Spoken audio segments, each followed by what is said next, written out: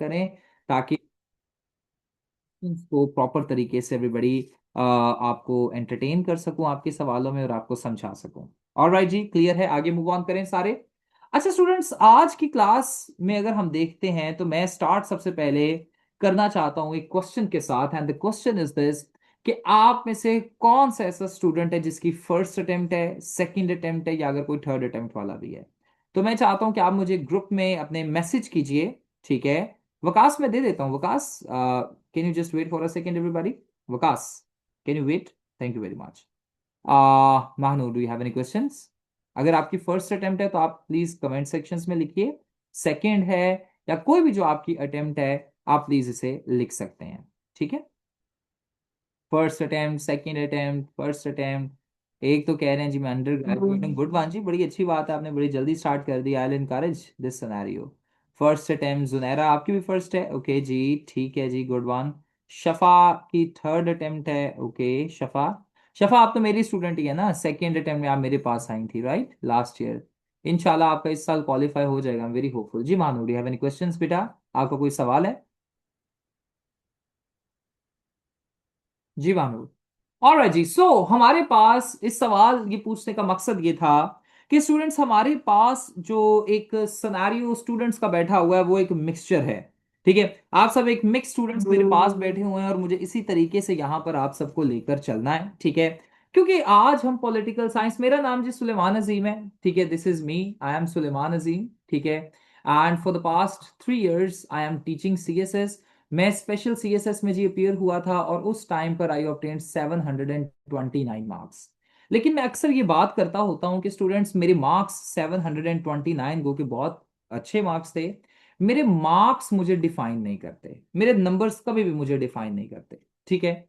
और ये सिर्फ मैंने आप सबके लिए बताया, हालांकि मैं ये नई चीज बहुत से बच्चों के साथ मैं ये शेयर नहीं करता। जब से मैं पढ़ाना शुरू हुआ हूँ CSS 2024 में मैंने पढ़ाया, 25 में पढ़ाया और 26 में भी पढ़ाया। और माशाल्लाह से जितने भी अटेम्प्ट्स में मैंने बच्चों को पढ़ाया है, I have gotten a lot of allocations. Like 2024 में मेरे अपने स्टूडेंट्स सायरा इकराम और ऐसे बहुत से स्टूडेंट्स पास हुए, क्योंकि नया नया 3-4 महीने पढ़ाना शुरू किया था। 2-3 स्टूडेंट्स जो हैं वो रिटर्न क्वालिफाई किए। CSS 2025 में लिस्ट एक्सपोनेंशियली इंक्रीज हो गई। खुशबख्त 32nd पोजीशन मेरी स्टूडेंट थी। हादी अमजद 129वीं पोजीशन वो मेरी स्टूडेंट्स थी, ठीक है। फिर परीसा शम्स मेरी स्टूडेंट थी। फिर जो हैं और ऐसे काफी स्टूडेंट्स हैं, ठीक है, जो मेरे स्टूडेंट्स थे। एंड रिटर्न, ये वो वाले स्टूडेंट्स हैं जिन्होंने एलोकेशंस हासिल की हैं, ठीक है। और रिटर्न क्वालिफायर्स बहुत ज्यादा थे, ठीक है। सो ये एक मेरा छोटा सा इंट्रोडक्शन है। मेरे अपने पॉलिटिकल साइंस में 147 मार्क्स आए थे, and because I obtained 147 marks in my political science, that's why I am here to teach you.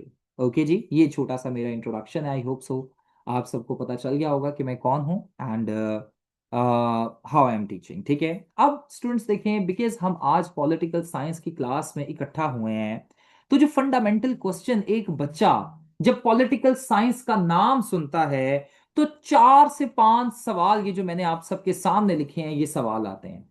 सबसे पहला सवाल आता है कि सर जी व्हाट इज पॉलिटिकल साइंस। क्योंकि मेरा बायोलॉजी का बैकग्राउंड है, पर्सनली मैं अपनी अगर बात करूं तो मेरा बायोलॉजी में बैकग्राउंड है, ठीक है। और बायोलॉजी के बैकग्राउंड वालों का रट्टा बहुत मजबूत होता है। जब मैंने पॉलिटिकल साइंस का नाम सुना तो that was a very new subject for me, और मुझे पता ही नहीं था शफा बेटा कि ये सब्जेक्ट आखिर है क्या। अहमद, मेरी बात समझ आ रही है? Aftab, you getting the point? Aqsa, Azan, Aswad. तो क्या हुआ हिरा बेटा, लाइबा, कि मुझे पता ही नहीं था पॉलिटिकल साइंस क्या है। मैं ऐसे मजे मजे से क्लास में बैठ गया। So the thing that I want to tell you कि आप भी, क्योंकि हमारे पास कुछ बिगिनर्स हैं, कुछ स्टार्टर्स हैं, कुछ सेकंड अटेम्प्ट वाले हैं, कुछ एक्सपीरियंस्ड भी हैं। एक जो सवाल हमारे माइंड में आता है जब हम पॉलिटिकल साइंस को ऑप्ट करते हैं कि ये आखिर है क्या, व्हाट इज पॉलिटिकल साइंस। अच्छा स्टूडेंट्स, आपने बिल्कुल ये नहीं समझना कि आप सेकंड या थर्ड अटेम्प्ट वाले हैं तो शायद आपके लिए ये क्लास नहीं है। ये क्लास मैंने इस तरीके से सारा आगे वाले जो 1-1.5 घंटा हम डिस्कस करेंगे, मैंने ऐसे डिजाइन किया है कि फर्स्ट अटेम्प्ट वाले, सेकंड अटेम्प्ट वाले और थर्ड अटेम्प्ट वालों तीनों का अगर क्रिटिकल एनालिसिस नहीं डेवलप तो क्रिटिकल एनालिसिस डेवलप होना शुरू होगा। आज वो क्रिटिकल एनालिसिस डेवलप होने का आपका फर्स्ट कदम हो सकता है। और अगर आप सबका क्रिटिकल एनालिसिस डेवलप है तो फिर आपका क्रिटिकल एनालिसिस एक स्टेप और ऊपर जाएगा। स्टूडेंट्स, सो पहला सवाल ये आता है कि व्हाट इज पॉलिटिकल साइंस। दूसरा सवाल है जी हम पढ़ेंगे क्या। तीसरा सवाल आता है जब बच्चा पॉलिटिकल साइंस का नाम सुनता है, क्या पॉलिटिकल साइंस नंबर भी देता है अच्छे। और देन सवाल आता है कि किसे पॉलिटिकल साइंस चूज करना चाहिए। सो ये चारों सवालों के इर्द गिर्द हमारी क्लास आज रिवॉल्व करेगी। ठीक है, और हम देखेंगे कि किस तरीके से पॉलिटिकल साइंस नंबर दे रहा है या नहीं दे रहा, और अगर तो दे रहा है तो फिर किस तरीके से हम इसके अच्छे नंबर इसमें हासिल कर सकते हैं। So students, first question first, what is political science. मैं चाहता हूं कि आप सबको जो भी माइंड में आता है, सर सेम सर आज इंट्रोड्यूस हो रहे हैं इस सब्जेक्ट से हम, ओके गुड मान जी हो जाता है। स्टूडेंट्स, आप सब ने जब political science first time word सुना तो मैं चाहता हूं कि फर्स्ट चीज, the very first word that came to your mind, या आपको जो समझ आता है आप मुझे बताएं। प्लीज मैं चाहता हूं कि आप मुझे मैसेज करके या वॉइस मैसेज पर बता सकते हैं कि सर जी पॉलिटिकल साइंस लफ्ज सुन के बस मेरे माइंड में ये आता है कि हम स्टेट को पढ़ेंगे, हम पावर को पढ़ेंगे, हम अथॉरिटी को पढ़ेंगे, हम किस चीज को पढ़ेंगे। What do you think, what is political science. मैं चाहता हूं कि आप सब मुझे जरा अपनी कीमती राय दे सकते हैं। इंस्टीट्यूशन सुहेल कह रहे हैं very good ji. Study of politics good. Aswad Rimsha कह रही हैं science behind politics, social institutions, study related scientific study about politics came in my mind. Good one Rimsha, सही है।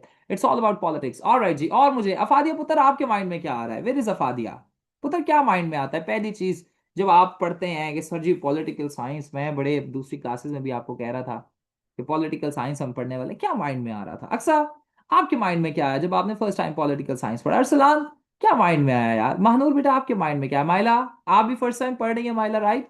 निम्रा क्या आपके माइंड में आया। राबिया आप भी जरा मुझे बताइए। रिमशा, समी माय ब्रदर, समी क्या माइंड में आया यार, जरा बताओ मुझे। हुमा जिले आप भी बताइए। Junaira you as well. ठीक है जी, आप सबने कहा जी study of politics, study of government, study of this, study of that.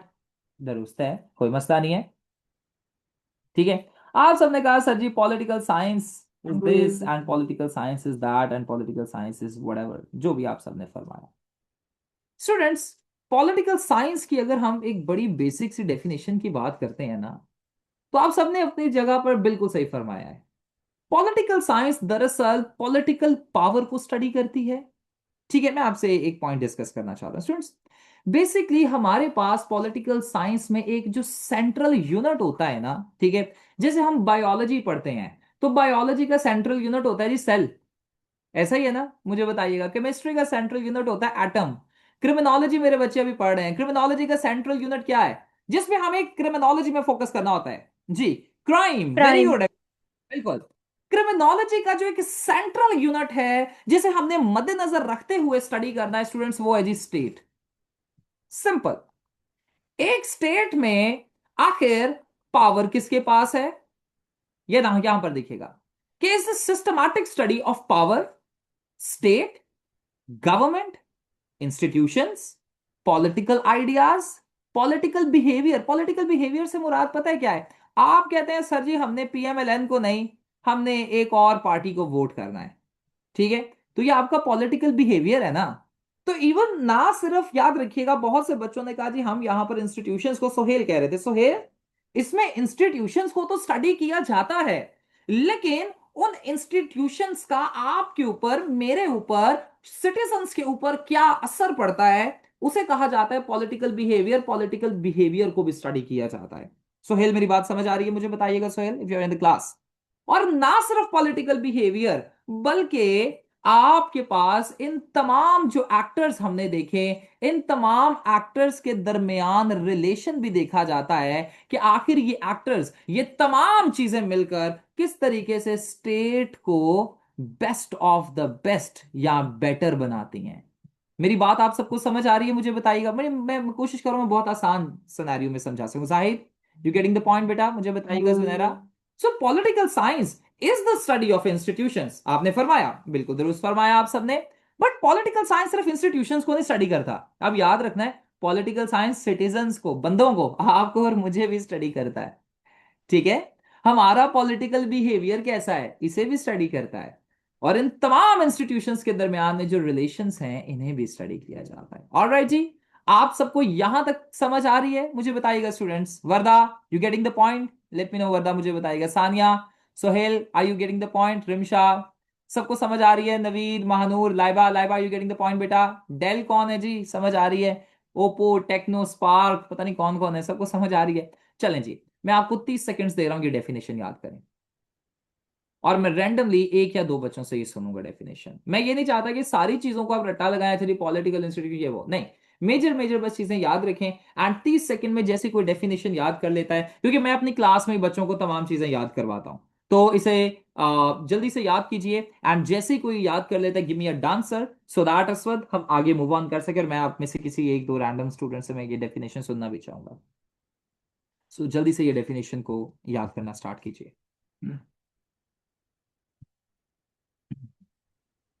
Alright,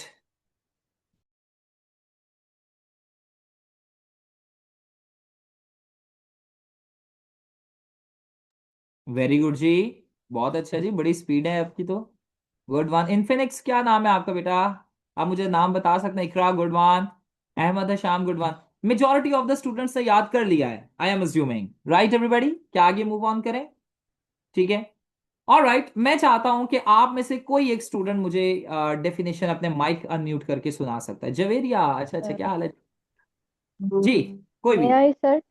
Political science is about the study of power, political power, state, government institutions, हाँ, political ideas, political behavior, and relationship among them. Alright, ठीक हो गया। Good one. आगे बढ़ते हैं, आइए। मैं चाहता हूं बॉयज में से आफ्ताब, आफ्ताब अहमद, आप मुझे डेफिनेशन सुना सकते हैं कि what is the definition of political science? Yes, sir. Political science is the systematic study of political power, state, government, institutions, okay बस। political ideas. जी जी sir. Aftab, thank you, thank you. Haseebullah, यहां से कंटिन्यू करें, जहां से आफ्ताब ने छोड़ा यहां से डेफिनेशन को कंटिन्यू कीजिए please. Haseebullah. Where is Ahmed? Ahmed Sham, यहां से जहां से आफ्ताब ने छोड़ा डेफिनेशन को कंटिन्यू करो जरा। State, government, institutions, political behavior, and relationship among them and among the state.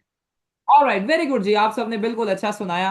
अब स्टूडेंट्स देखिए, पॉलिटिकल साइंस आपको इतना मुश्किल नहीं लगेगा, क्योंकि आपने इसकी बेसिक डेफिनेशन याद कर ली है। आसान अल्फाज में बताता हूँ जी, हमने स्टेट को स्टडी करना है, और स्टेट में जितनी चीजें आती हैं उन सबको स्टडी करना है।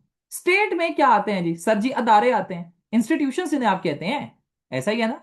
इंस्टीट्यूशंस को आपने स्टडी करना है, लेकिन उन इंस्टीट्यूशंस को आपने अकेले आइसोलेशन में स्टडी नहीं करना।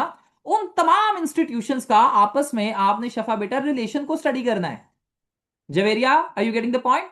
अब ना सिर्फ ये, बल्कि उन इंस्टीट्यूशंस का ह्यूमंस पर, सिटीजन्स पर क्या इंपैक्ट है, ये भी स्टडी करना है। That's it. Are you getting my point? Simple सा तो है। आगे चलते हैं स्टूडेंट्स। स्टूडेंट्स, पॉलिटिकल साइंस की जब हम बात करते हैं ना, तो पॉलिटिकल साइंस के दरअसल ये 200 मार्क्स का एक पेपर है, और इसके दो सब्जेक्ट्स हैं। पॉलिटिकल साइंस पेपर ए या पेपर वन भी कुछ कहते हैं, और पॉलिटिकल साइंस पेपर बी या पेपर टू भी आप कहते हैं। अच्छा स्टूडेंट्स, की जो पॉलिटिकल साइंस पेपर ए है ना, इसमें थ्योरीज हैं, और इसमें आपके पास मैक्सिमम रटा है। ठीक है, यानी थियरीज वाला जो पार्ट है, मैं आगे जाकर आपको एक कंप्लीट सिलेबस ब्रेकडाउन करवाता हूं। पेपर ए आप कह सकते हैं कि करीबन 50 to 60% रट्टा है, 40% नहीं भी है।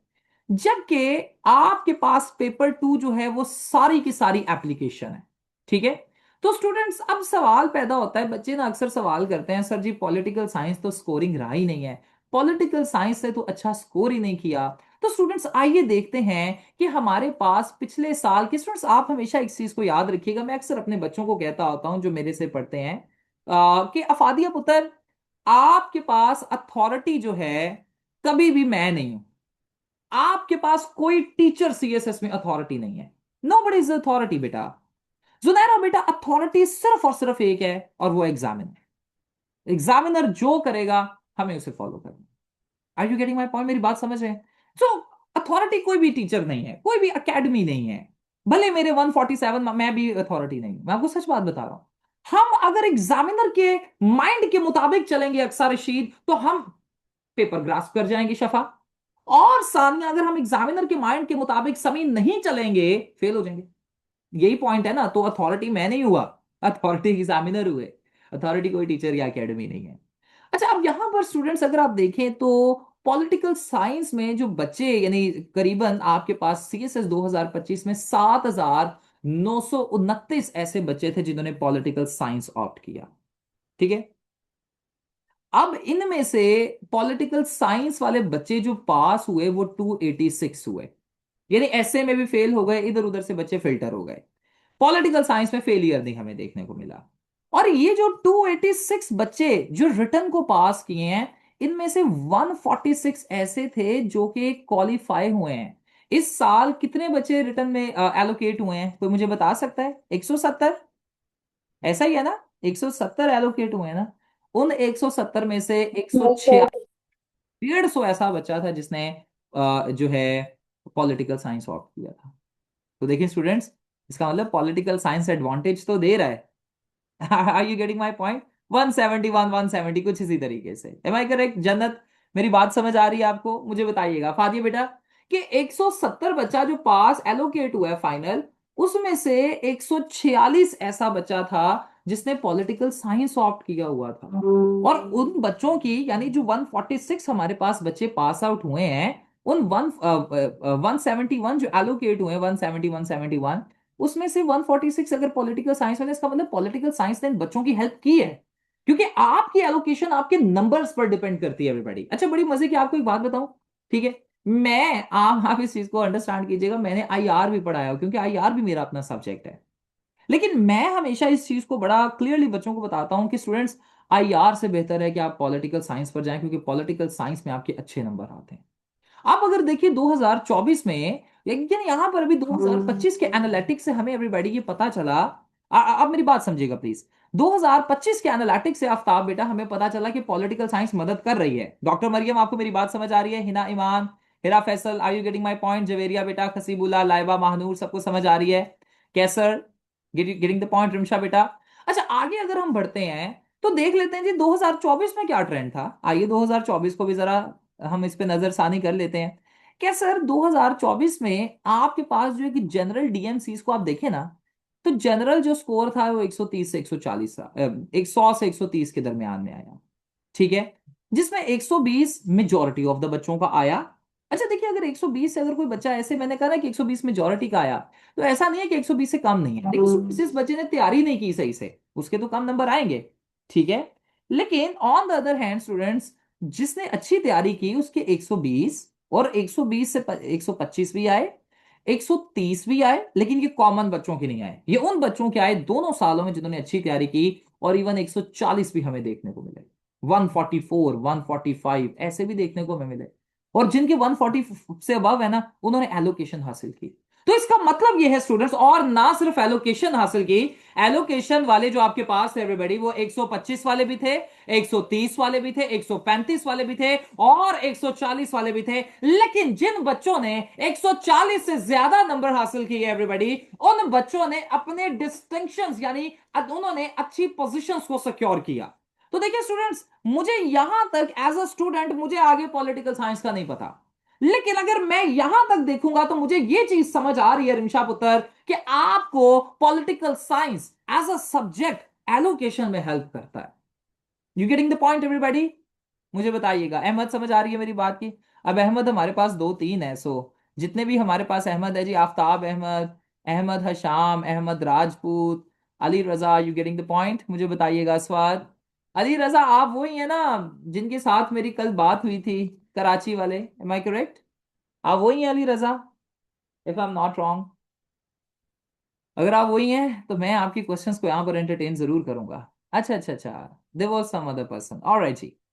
नेक्स्ट आगे चलते हैं। तो स्टूडेंट्स, अभी तक तो मुझे पता चला, अच्छा जी नंबर तो अच्छे आ रहे हैं ऐसे ही है। अच्छा स्टूडेंट्स, पॉलिटिकल साइंस के जब मैं आपको सिलेबस शेयर करूंगा ना, तो पॉलिटिकल साइंस में अगर आप देखें तो जो पेपर ए है, वो स्टूडेंट्स दो पार्ट्स पर मुश्तमिल होता है। आपके पास सेक्शन ए होता है, और सेक्शन ए में से आपने दो सवाल करने होते हैं, and then you have section B, इसमें से भी आपने दो सवाल करने होते हैं। अच्छा, पॉलिटिकल साइंस में जो सेक्शन ए होता है ना, ये लिख लीजिए प्लीज, ठीक है? यहाँ पर ये आई गेस रिटर्न नहीं है, यहाँ पर ये सारा लिखा हुआ है, खैर, लेकिन इतना हमारे पास टाइम नहीं कि एक एक टॉपिक को हम पढ़ें, मैं भी वापस आऊंगा। स्टूडेंट्स, पॉलिटिकल साइंस अगर हम देखते हैं ना, तो स्टूडेंट्स पॉलिटिकल साइंस का जो पेपर ए है ना, पेपर ए जो है, पेपर ए, उसमें से जो पहला सेक्शन है ना, सेक्शन ए जो है, उसका भी सेक्शन ए जो है स्टूडेंट्स, सेक्शन ए में से जो मेजर आपके पास टॉपिक्स हैं वो हैं जी philosophers. philosophers like Plato, Aristotle, Montesquieu, Machiavelli, Hobbes, Locke, Rousseau, Karl Marx, Bentham, Mill, and then Muslim philosophers as well. ठीक है। और पॉलिटिकल साइंस पेपर वन का ही जो सेक्शन बी है स्टूडेंट्स, उसमें आते हैं जी सारे के सारे कंसेप्ट। स्टेट क्या है, सॉवरेनिटी क्या है, पावर क्या है, अथॉरिटी क्या है, प्रोपेगेंडा क्या है, पब्लिक जो आपके पास है ओपिनियन क्या है, और इसी तरीके से और टॉपिक्स। तो स्टूडेंट्स कुछ सिलेबस इसका मैं आपको सेंड भी कर दूंगा, इसका सिलेबस कुछ इस तरीके का स्टूडेंट्स हमारे पास होता है। अब अगर इसी सिलेबस में से हम बात करते हैं ना, देखिए मैंने आपको, आपने अभी तक एक चीज को याद रखना है कि 2025 में पॉलिटिकल साइंस ने अच्छा स्कोर दिया, यानी 144 भी देखे गए, 145 भी देखे गए। ठीक है। अब स्टूडेंट्स अगर नंबर अच्छे आ रहे हैं तो इसका मतलब क्या है कि पेपर आपके पास बड़ा सीधा सीधा सा होगा, पेपर कोई बहुत डिफिकल्ट नहीं होगा। मेरी बात आपको समझ आ रही है, मुझे बताइएगा। और यही सिनेरियो 2025 में देखने को मिला। प्लेटो एरिस्टोटल आ गया जी, रूसो आ गया, ये बड़े सिंपल से सवाल हैं। ठीक है। इब्ने खल्दून वही मुस्लिम फिलोसफर आ गए, और हेगल और मार्क्स यानी वेस्टर्न फिलोसफर। देखें, वेस्टर्न फिलोसफर और मुस्लिम फिलोसफर आ गया, और I am sorry, western philosopher और मुस्लिम फिलोसफर। तो देखें हम तैयार कर लेंगे, इजीली पेपर हो जाएगा। दो सवाल यहां पर सिर्फ करने हैं। यहां पर भी दो सवाल हैं फादिया बेटा, सेक्शन बी में से, कैपिटलिज्म एंड डेमोक्रेसी। अच्छा मजे की बात है, जिन बच्चों ने पाकिस्तान अफेयर्स पढ़ा है उनके लिए ये डेमोक्रेसी कोई इशू नहीं है। किस किसने पाकिस्तान अफेयर्स मुझसे पढ़ा हुआ है? एनीवन? याद है फादिया, हमने पूरा एक टॉपिक ही उसके ऊपर पढ़ा हुआ है, डेमोक्रेसी एंड पाकिस्तान। अहमद याद आया आपको कुछ? एनीबडी जो मेरे स्टूडेंट्स हैं? खैर मैं आपको भी पढ़ा दूंगा जिन्होंने पॉलिटिकल साइंस भी ऑप्ट किया हुआ है। तो डेमोक्रेसी एंड कैपिटलिज्म बहुत सिंपल है, पास पेपर का सवाल है। देखिए ये पास पेपर में आया हुआ है 2020-21 में। ठीक है। फिर पॉलिटिकल पार्टीज, बहुत सिंपल सवाल है, यानी वुमेन एम्पावरमेंट। और आपको बड़ी मजे की एक बात बताता हूँ स्टूडेंट्स, पॉलिटिकल साइंस जब सीएसएस 2025 में मैं पढ़ा रहा था ना, तो अभी भी मेरे पास ये स्क्रीनशॉट्स कुछ बच्चों के पड़े हुए हैं। कुछ बच्चों ने ना मुझे कहा सर जी आपने ना हमें वुमेन एम्पावरमेंट सिर्फ दे दिया है, मुझे नहीं लगता वुमेन एम्पावरमेंट आएगा। एंड जब पेपर आया तो एग्जैक्ट वही आया हुआ था। अच्छा यही पैटर्न फादिया पुत्र रिपीट हुआ 2026 के अभी पेपर्स हुए जब, तो 2026 में मेरे कुछ स्टूडेंट्स आए मेरे पास, कहते सर जी हमें नहीं लगता पॉलिटिकल साइंस की ना तैयारी पूरी है, क्योंकि आपने सारा पढ़ाया नहीं है। मैं आपको भी सारा नहीं पढ़ाऊंगा क्योंकि ये कंसेप्ट्स बहुत ज्यादा हैं स्टूडेंट्स। अब मैं आपको मेन मेन तमाम कॉन्सेप्ट्स हर एंगल से पढ़ाऊंगा, और बाकी जो कुछ 5-6 कॉन्सेप्ट्स बचेंगे उनके मैं आपको नोट्स शेयर कर दूंगा ताकि आप पढ़ लें। मेरी बात आप सबको समझ आ रही है? मुझे बताइएगा students, are you getting my point? तो क्या हुआ कि वो स्टूडेंट जो थे वो मुझे आकर कहते हैं कि सर जी, दो तीन थे, वो आकर कहते हैं कि सर जी हमें नहीं लगता पॉलिटिकल साइंस की तैयारी है, तो मैं ना अटेम्प्ट नहीं दूंगा। मैंने कहा बेटा नहीं, आप अटेम्प्ट दें, प्लीज आप अटेम्प्ट दें। आपको जितना पढ़ाया उसमें से 100%, बल्कि इससे ज्यादा आएगा। 2026 का पेपर बता रहा हूँ। और स्टूडेंट्स पता है क्या हुआ, जब पेपर आया तो जितना मैंने करवाया हुआ था वो सब कुछ आया, 100% वही आया। एंड वो स्टूडेंट क्लास में मुझे बोल रहे थे, कहते सर जी फिल्म हो गई है मेरे साथ, आई शुड हैव अपीयर्ड, और वो पास हो जाते। मुझे पता था। द थिंग इज दैट कि स्टूडेंट्स 2026 का पेपर भी कोई बहुत मुश्किल नहीं आया। Western philosophers. अच्छा अब ना एक मसला होता था, मैं आपको ये पॉइंट एक बता दूं स्टूडेंट्स, हमारे जमाने में जब मैं 2023 में अपियर हुआ ना, तो मसला पता है क्या होता हुआ था उस टाइम पर? हमने ना कुछ 5-6 फिलोसफर तैयार कर लेने अफादिया, और हमारा पेपर हो जाता था। लेकिन एग्जामिनर को जैसे ये चीज पता चली ना, जवेरिया पुत्र, अफादिया, एग्जामिनर ने कहा, एग्जामिनर को कैसे पता चल गया रमशा, कि बच्चे जो है ना 2-3 फिलोसफर 5-6 फिलोसफर साथ तैयार कर लेते हैं और बच्चे पास हो जाते हैं। एग्जामिनर ने वो वाले फिलोसफर से पेपर देना शुरू कर दिया जो हम तैयार ही नहीं थे करते, जैसे यूटिलिटेरियनिज्म। बच्चे तैयार ही नहीं करके जाते, एग्जामिनर ने पेपर दे दिया।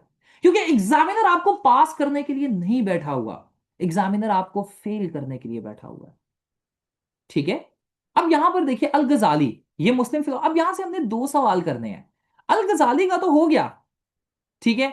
यहां से असाबिया भी 10 नंबर का हो गया, ठीक है। बाकी सवालों में बच्चे फंस गए। कुछ ने एरिस्टोटल की स्कीम, वैसे तो ये भी करनी चाहिए, ठीक, और करेंगे हम, लेकिन कुछ ने ये तैयार नहीं थी की। कुछ ने फ्रांसिस फुकुयामा की एंड ऑफ हिस्ट्री नहीं थी, हालांकि ये आई आर, अगर आप में से किसी ने पढ़ा है तो आई आर में ये आता है फ्रांसिस फुकुयामा का एंड ऑफ, और बड़ा मजे का ये सारा कंसेप्ट। तो बच्चे फंस गए। लेकिन अब हमने देखिए, हमें अब ये चीज पता चल गई कि एग्जामिनर उन कंसेप्ट्स को और उन फिलोसफर्स को भी एवरीबडी ऐड कर रहा है जो हम छोड़ते थे। तो अब मैं आपसे पूछता हूं, क्योंकि मुझे आपको सिखाना है स्टूडेंट्स, 2025 और 26 में वो वाले फिलोसफर्स भी आए जो हम छोड़ते थे, तो 27 के लिए जब हमने तैयारी करनी है तो हमने कोई चीज छोड़नी है, मुझे बताइएगा।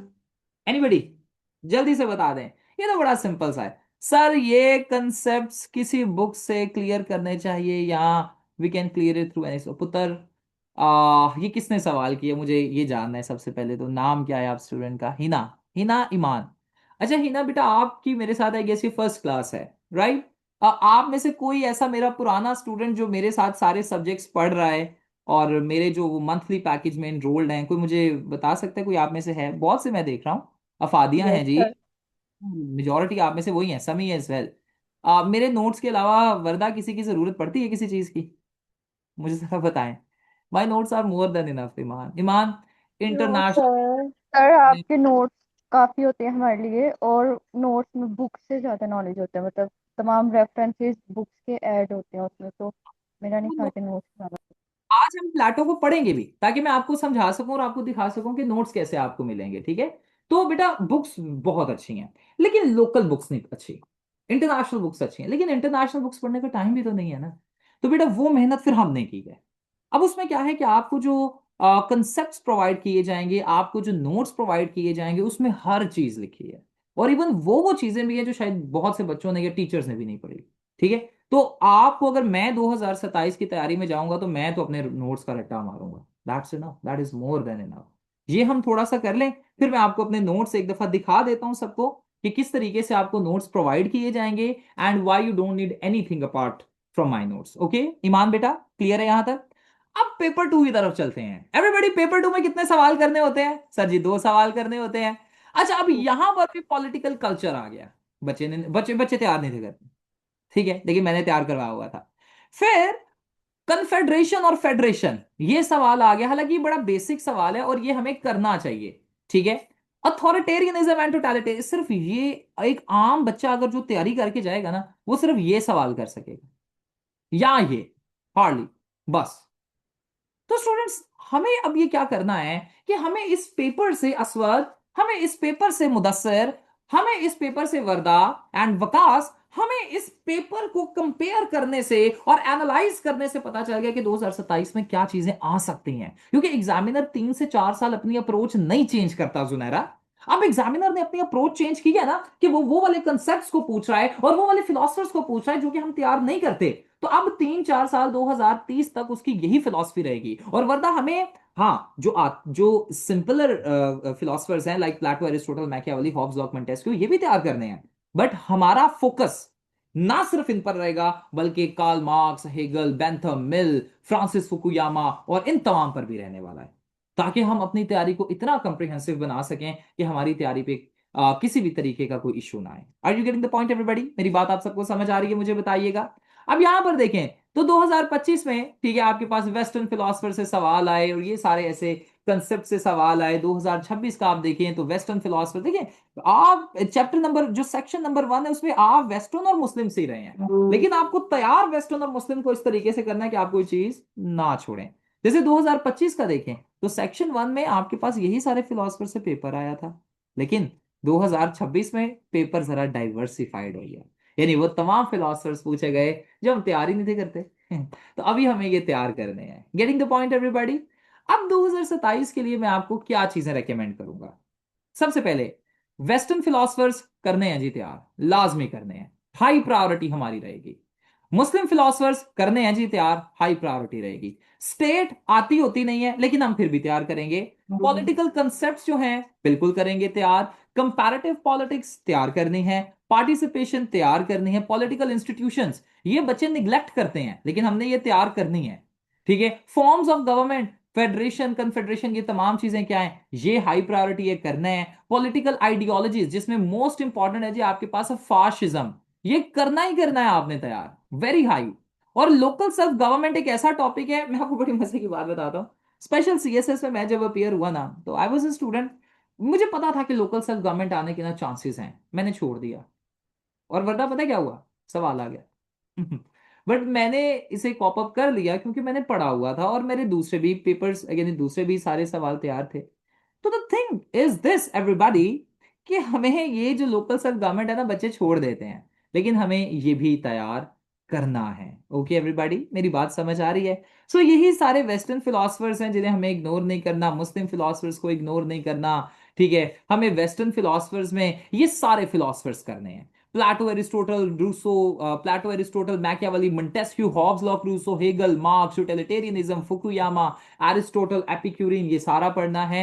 मुस्लिम फिलोसफर्स में खल्दून, गजाली, असाबिया की थियोरी, इवन शाह वलीउल्लाह भी हमने पढ़ना है, इलामा इकबाल पढ़ना है, फिर हमने रशीद रिदा को पढ़ना है, इब्ने रुशद को भी हम देखेंगे, मैं नोट्स इसके आपको प्रोवाइड कर दूंगा। ठीक है, फर्दर मोर हमने शाह वलीउल्लाह के बाद से पहले शेख अहमद सरहंदी, पाकिस्तान अफेयर्स में प्री पार्टीशन का टॉपिक है, वो भी पढ़ना है। अल फराबी एज वेल, अल मवर्दी एज वेल, इमाम गजाली एज वेल, इब्ने तमैया को भी हमने पढ़ना है, ताकि हम किसी भी तरीके से अपनी प्रिपरेशन में कोई कमी ना आने दें। और कंसेप्ट्स में देखें, फिर आते हैं जी कंसेप्ट्स की तरफ। कंसेप्ट्स में जी सॉवरेनिटी पढ़ेंगे, पॉलिटिकल पावर एंड अथॉरिटी पढ़ेंगे, लिबर्टी को पढ़ेंगे, जस्टिस, इक्वालिटी और ह्यूमन राइट्स को पढ़ेंगे, और ये किन किन डोमेन्स में हमने करना है ये भी मैंने आपको यहां पर बता दिया है। ठीक है, सो ये सारा एक ओवरव्यू है हमारी क्लास का। पॉलिटिकल इंस्टीट्यूशंस में एवरीबॉडी हम देखेंगे जी पार्लियामेंट, ठीक है, प्रेसिडेंशियल, ठीक है, फिर लेजिस्लेशन को देखेंगे, जुडिशियल इंडिपेंडेंस को देखेंगे, ठीक है, सिविल मिलिट्री रिलेशंस को देखेंगे, पॉलिटिकल एलिट्स को देखेंगे, और ब्यूरोक्रेसी और गवर्नेंस को देखेंगे। अच्छा, आप में से कौन ऐसा है, अरिका है क्लास में? Where is areca?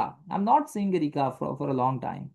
किधर है अरिका? मेरे साथ आप में से कौन सा बच्चा जिसने पॉलिटिकल साइंस के टेस्ट दिए हुए हैं इस साल, कोई एक दो महीने पहले से? अब आपको बड़ी मजे की बात बताता हूँ कि जो बच्चे मेरे साथ पॉलिटिकल साइंस के टेस्ट वगैरह दे रहे थे, उन्हें मैंने 6 महीने पहले से ये सारे इंस्टीट्यूशंस तैयार करवाना शुरू कर दिए हैं। ठीक है, Marxism will discuss, communism will discuss, और मोस्ट इंपॉर्टेंट जी फाशिज्म को तो हमने नहीं छोड़ना। ठीक है, और फाशिज्म को भी इन तमाम डोमेन्स में हमने देखना है। देन आपके पास आ जाता है जी नेक्स्ट, अब हम देखें तो कुछ और आपके पॉलिटिकल पार्टिसिपेशन के टॉपिक्स हैं। Political parties, pressure groups, election करने की जरूरत नहीं है, पब्लिक ओपिनियन, प्रोपेगेंडा, ये चीज देखना है, इंटरेस्ट ग्रुप हम देखेंगे। ठीक है, फिर social change, civil society, gender and politics, women empowerment, political socialisation, ये हमने देखना है। और यहां से कुछ हम टॉपिक्स को यहाँ पर कवर अप करेंगे। ठीक है, तो ये तमाम चीजें हम इस तरीके से यहाँ पर देखने वाले हैं। Are you getting the point everybody? मेरी बात आप सबको समझ आ रही है? मुझे बताइएगा। स्टूडेंट्स आगे मूव ऑन करें। ये जी यहां तक अब हमें पता चल गया कि पॉलिटिकल साइंस को इतना मुश्किल नहीं है। ठीक है, पॉलिटिकल साइंस बेहतरीन सब्जेक्ट है। और जी मैं लाहौर से ताल्लुक रखता हूं, मॉडल टाउन से। सो पॉलिटिकल साइंस एक अच्छा सब्जेक्ट है, अभी तक यहां पे पता चल गया। आगे मूव ऑन करें, क्या कहते हैं? स्टूडेंट्स मैं आप सबसे ना एक छोटा सा सवाल पूछना चाहता हूं। Can I ask some more questions, क्योंकि my class is highly interaction based class. Students मुझे आप एक बात बताइएगा कि स्टूडेंट्स हमारे, सबसे पहले मैं स्टार्ट यहां से करूंगा, ये हम बाद में देखते हैं जी। ठीक है, व्हाट इज पावर? मुझे ये चीज आप सबसे जाने, यहां पर आएगी स्लाइड नहीं है वो। व्हाट इज पावर, मैं आप सबसे ये पूछना चाहता हूं, पावर क्या है? जो भी आपके माइंड में आता है मुझे बता सकते हैं। What is power? Hmm, anyone कोई बताएगा मुझे पावर क्या है? कमेंट सेक्शन में बता सकते हैं, जैसे भी आप, कोई में से आप में से कोई भी बताना चाहता है, आप मुझे बता सकते हैं कि व्हाट इज पावर। कुछ बेटा भी आपकी कर सकते हैं चाहे आपकी सर। अब आ रही है आवाज सर? नहीं आ रही है। सर आप सर आवाज आ रही है? जी जी आपकी आवाज सर आ रही है। सर मैं बताऊं पावर क्या होता है? सर पावर ये टू इन्फ्लुएंस टू अदर्स। किसी को भी अपना पावर देखना हो, किसी भी वर्ड से हो या किसी भी ऐसे रवैये से हो, हम अपना पावर शो करते हैं। और पावर में एक आता है सॉफ्ट पावर होता है, और दूसरा होता है हार्ड पावर होता है। सॉफ्ट पावर ये जैसे कॉमन पावर होता है, इंस्ट्रक्शन देते हैं किसी बंदे को। हार्ड पावर ऐसे होता है जैसे किसी बंदे को लाठी या ऐसे हार्श वर्ड्स यूज किए, उसको हम हार्ड पावर कहते हैं।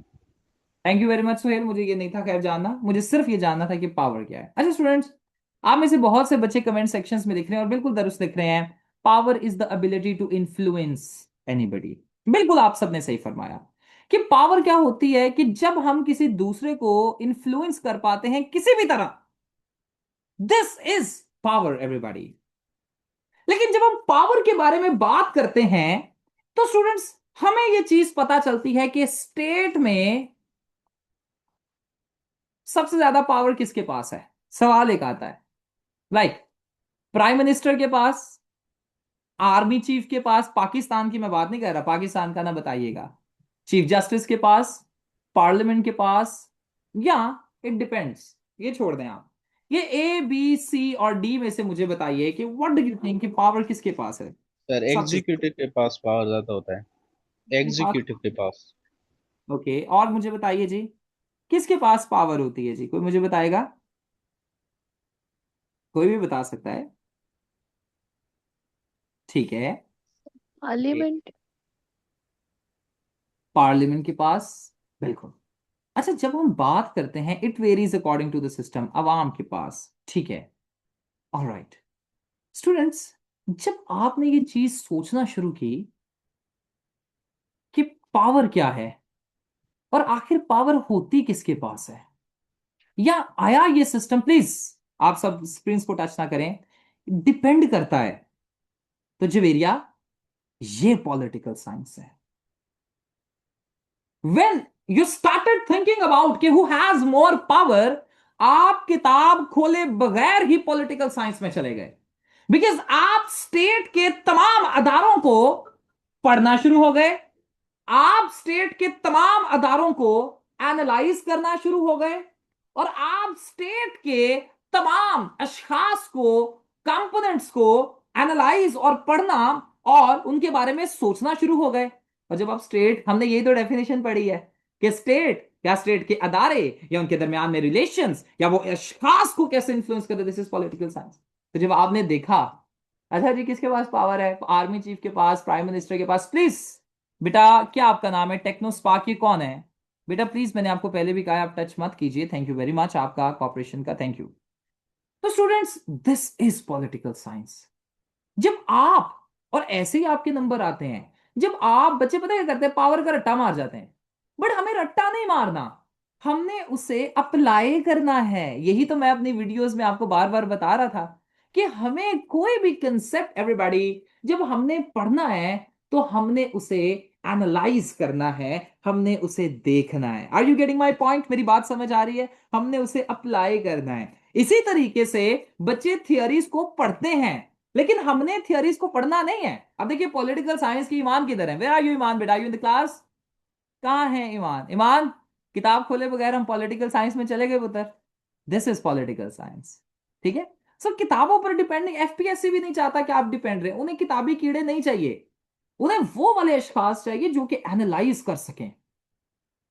सो दिस इज एनालिसिस जो कि मैं आपका इस क्लास में बिल्ड करने की, अब मैंने कहा था ना कि एनालिसिस, अब हम उस तरफ जा रहे हैं कि हमें एनालिसिस कैसे बिल्ड करना है। Okay, are you getting the point everybody.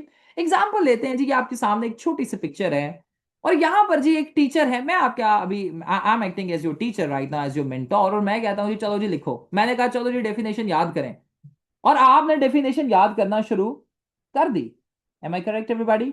फिर मैंने कहा चलो जी जरा मुझे बताएं व्हाट इज पॉलिटिकल साइंस, और आप सब मुझे बताना शुरू हो गए, am I correct everybody. Students, बिल्कुल इसी तरीके से जब एक टीचर कहता है जी चलो जी अपनी किताबें खोलें, और बच्चे खोल लेते हैं, मैं आपसे एक सवाल पूछता हूं, क्या ये अथॉरिटी है या ये पावर है, प्लीज आप सबने मुझे लिख के बताना है, क्या ये पावर है। जब एक टीचर ने कहा प्लीज ओपन योर बुक्स, मैंने कहा डेफिनेशन तो सुनाए, क्या ये पावर है या ये authority, and this is the most important power. Part of sir it everybody. Is power, it आप इज मुझे, पावर। प्लीज मुझे सब लिख के बताएं, कमेंट सेक्शन से मुझे पूछना है please students, I want all of you to answer me in the comment sections. Doctor Mariam लिख रही है इट इज पावर, सोहेल कह रहे हैं इट इज पावर, लाइबा कह रही है इट्स अथॉरिटी, अजान कह रहे हैं इट इज अथॉरिटी, आशा कह रही है इट इज अथॉरिटी, ऑलराइट, कौन और कहता है जी ये पावर है अहमद कह रहे हैं सर इट इज पावर। अच्छा स्टूडेंट्स, ये पावर बिल्कुल भी नहीं है, दिस इज अथॉरिटी। आपको पता है क्यों, मैं आपको बताता हूं। स्टूडेंट्स, अथॉरिटी और पावर में डिफरेंस होता है। आपके पास, मैं आपको एक एग्जांपल देता हूं, आप गाड़ी चला रहे हैं बड़े मजे से, और आपके सामने ट्रैफिक पुलिस वाला आ जाता है। स्टूडेंट्स, वो कहता है जी, वो आपको इशारा करता है रुकें, और आप गाड़ी, अपनी बहुत बड़ा ट्रक आप रोक लेते हैं। अच्छा, पावर किसके पास है, ट्रक के पास या उस छोटे से शख्स के पास जिसने आपको हाथ करके रुका है? बताएं। हाँ, पावर किसके पास है? पावर तो ट्रक के पास है। ऐसे ही है ना? क्यों बेटा? बेटा फियर नहीं है, let's get serious I guess. Right Javeria, I think we should get serious. Infinix, समझिएगा स्टूडेंट्स, पावर ट्रक के पास है। जब भी हम पावर का कंसेप्ट यूज करते हैं ना, तो स्टूडेंट्स मैं बड़ा सिंपल आपको बताता हूं। जब मैं पावर को आप लीगल इलीगली इस्तेमाल करते हैं, तो स्टूडेंट्स इसे कहा जाता है पावर। और जब आप पावर लीगल तौर पर इस्तेमाल करते हैं, इसे कहा जाता है अथॉरिटी। मेरी बात समझ रहे हैं? अब जब टीचर ने आपको कहा ना कि किताबें खोलें, तो उस टीचर को अथॉरिटी दी गई है प्रिंसिपल की जानिब से। हम बच्चे थे, हमारे पेरेंट्स की तरफ से अथॉरिटी दी गई है। ऐसा ही है ना? तो स्टूडेंट्स, टीचर के पास पावर है कि हमें वो सोटियां मार सकते हैं। ऐसे होता था, हम सब छोटे थे तो स्टिक्स, हमें पनिशमेंट वगैरह मिलती थी। But that was authority.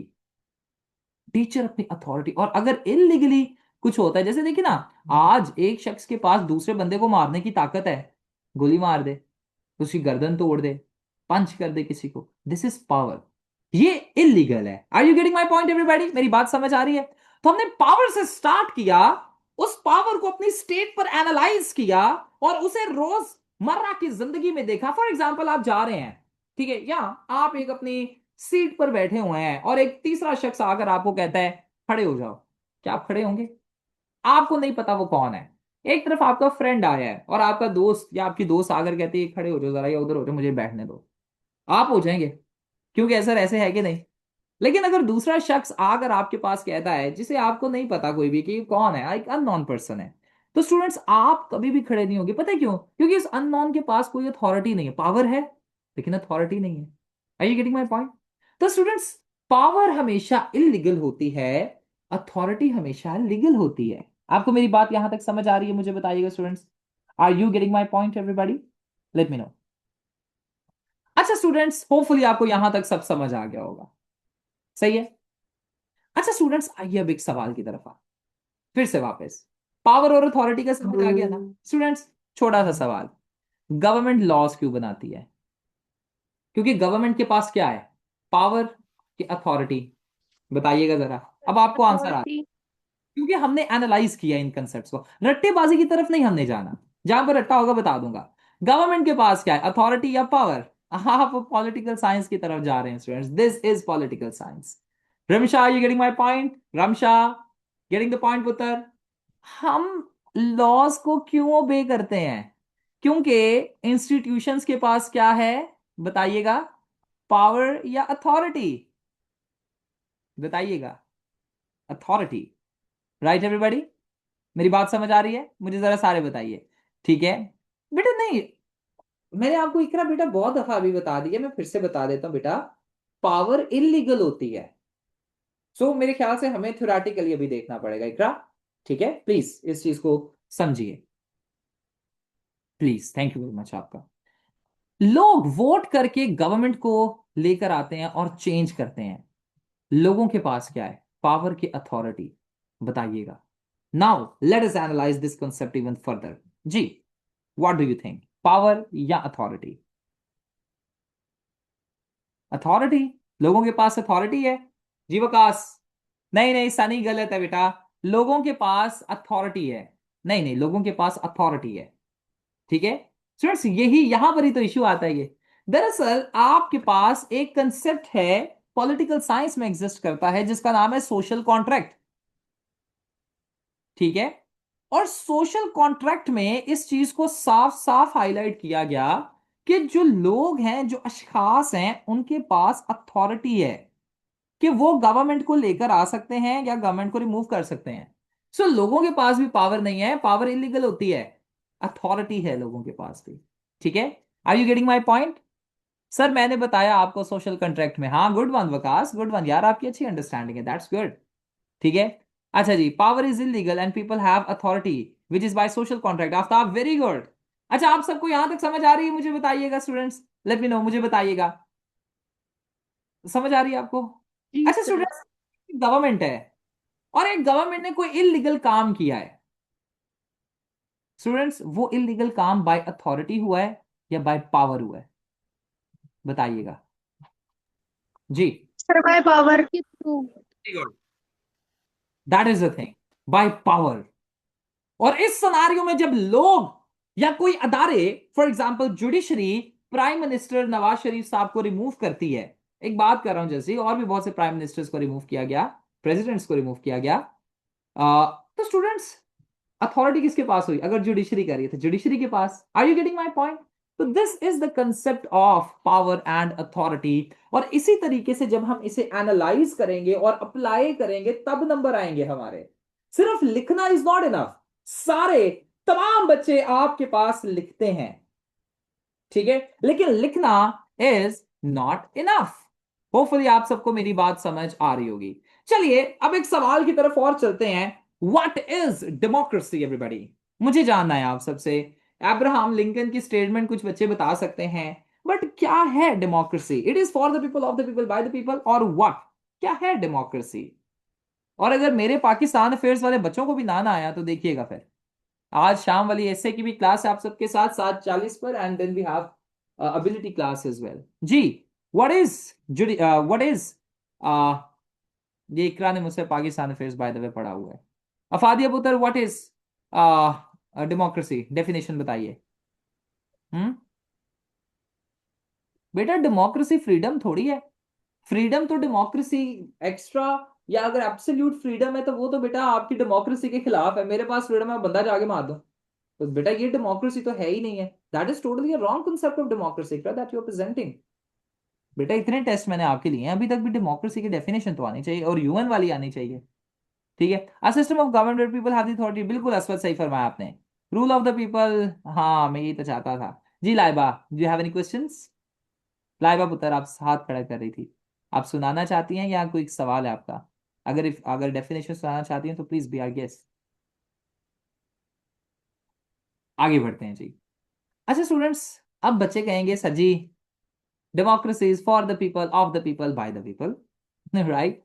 लेकिन स्टूडेंट्स ये आप सब याद रखिएगा, दिस इज डेमो, आप कह सकते हैं कि चलें जी ये डेफिनेशन ऑफ डेमोक्रेसी आ गई, लेकिन democracy is for the people, of the people, by the people, इससे मुराद है कि लोग, मैसेज जो हैं, ये इलेक्शंस में क्या कर रहे हैं जी? वोट कर रहे हैं और अपनी मर्जी से गवर्नमेंट को इलेक्ट कर रहे हैं। ये है ना, सिलेक्ट नहीं, इलेक्ट कर रहे हैं, इलेक्ट इज द वर्ड।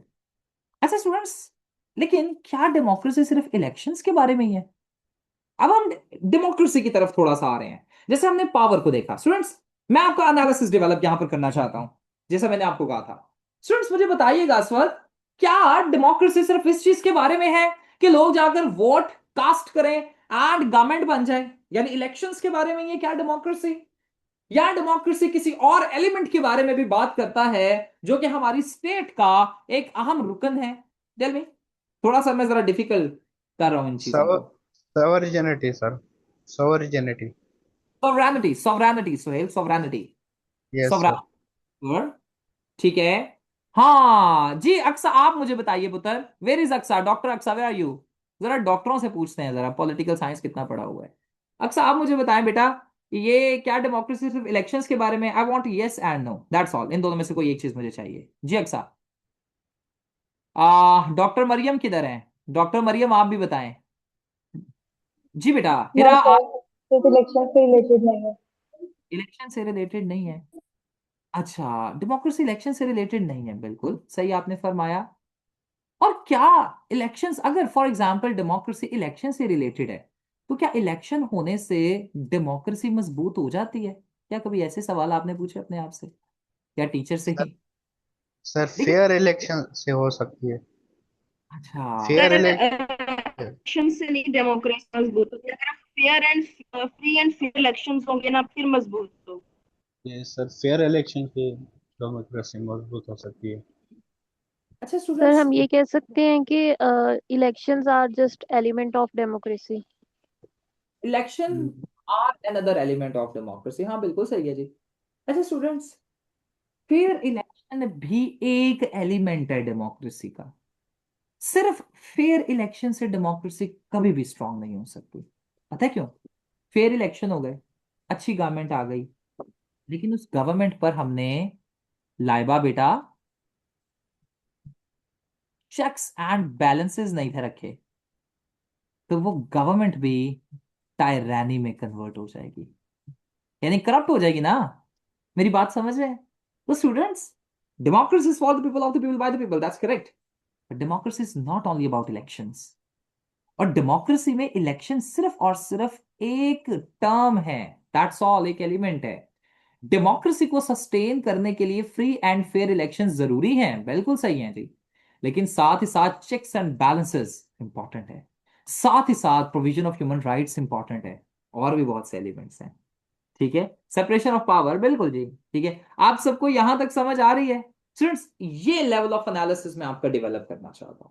अभी तो सिर्फ हमने एक डेफिनेशन पर दो तीन सवाल ऐसे किए ना, हमने अप्लाई किए। आगे आने वाले कंसेप्ट्स पर हम क्या करेंगे कि कंप्लीट डिटेल में एनालिसिस क्लास में हम डेवलप करेंगे। ठीक है, ताकि हम अच्छे तरीके से सवालों को अटेम्प्ट कर सकें। Are you getting my point everybody? मेरी बातें सबको समझ आ रही हैं जी, जितना मैंने बताया है? कोई सवाल तो नहीं है? यस। एनीवन? No sir. चलिए जी, आइए एक यस। रैपिड फायर गेम खेलते हैं, चलें। सबसे पहले तो मुझे बताइए व्हाट इज पावर, जल्दी जल्दी आपने बताना है, और जो मुझे पहले बताएगा मैं फर्स्ट टेस्ट में उसका +2 भी करूंगा। चलें जी, what ability, is ability to sir influence. Forcefully illegal तरीके से कोई एक्टिविटी करना। influence able people by illegal. Forcefully गुड़िया बताना? ये डेमोक्रेसी का पावर, अबिलिटी, ठीक है जी। चलिए, क्या हर पावर लेजिटिमेट होती है? मैं चाहता हूं सारे मुझे इसका जवाब दे। Is every power legitimate? अभी क्लास खत्म नहीं हुई, we have a lot of class. Is every power legitimate? जी नो अफादिया, सर। नो क्या हर सर। power होती है? और नो सर। नो आपके सर। पास जो पावर लीगल होती है उसे हम क्या कहते हैं, बताइएगा? अथॉरिटी। अथॉरिटी। अथॉरिटी कहते हैं सर।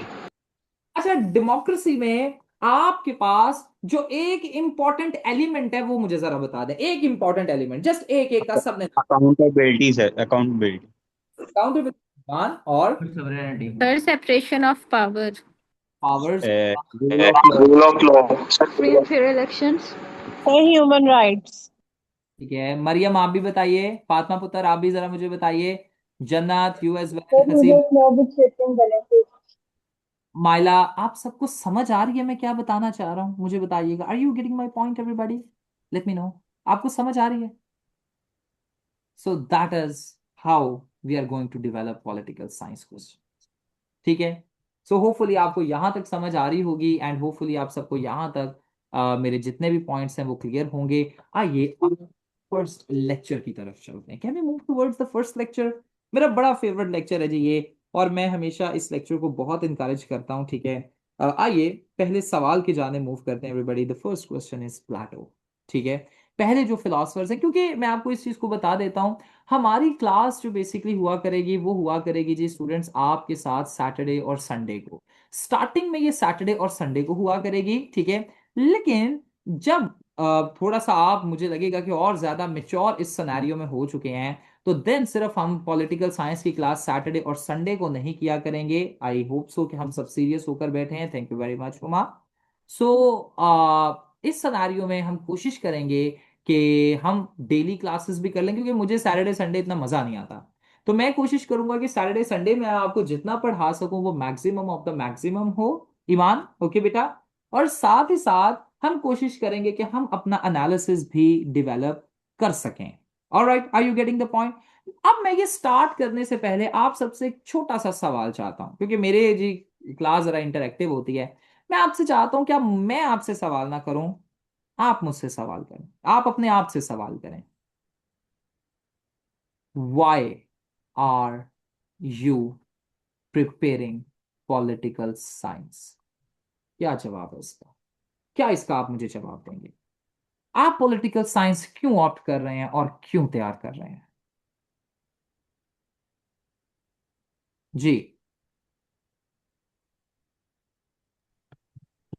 इस तक की जो ऑर्गेनाइजेशन चल रही है ऑलरेडी हमने देखते हुए फ्यूचर में किस तरीके से उनके करेक्शन देख सकते हैं क्या विद और बिटवीन क्या गवर्नमेंट में देख सकते क्या मैं आसान अल्फाज में बोल सकता हूं, नंबरों के लिए, अच्छे मार्क्स हासिल करने के लिए, अच्छा स्कोर लाने के लिए, एलोकेशन के लिए, मुझे बताइएगा। आपका कोई भी रीजन हो सकता है, समझेगा, लेकिन हमारा यहां पर सबका कोर रीजन क्लास का सिर्फ एक होगा, we have to be the best, और हमें 140 अबव मार्क्स सिक्योर करने हैं। ठीक है। आइए, अगर आपका फर्स्ट क्लास में ही जो अभी तक हमने खैर पढ़ा नहीं है कुछ, सिर्फ हमने देखा है, अगर उसी में ही इस तरीके से हम एनालिसिस कर सकते हैं तो आगे आने वाले सेशन में आपके एनालिसिस को मैं एक और नेक्स्ट लेवल पर लेकर जाने वाला हूं। दैट्स व्हाई मेरे स्टूडेंट्स का बाय द वे एनालिसिस बहुत मजबूत होता है, क्योंकि हमारी सारी की सारी क्लासेस ही एनालिटिकल बेस्ड होती हैं। और स्टूडेंट्स, प्लाटो की बात हम करते हैं। एक बेसिक इंफॉर्मेशन यहाँ पर एमसीक्यूज के लिए आप देख सकते हैं। प्लाटो, इनका जो फुल नेम था, ठीक है, वो था जी, he was born in 427 BC to 428 BC, Athens Greece में ये पैदा हुए। He died in 347 BC।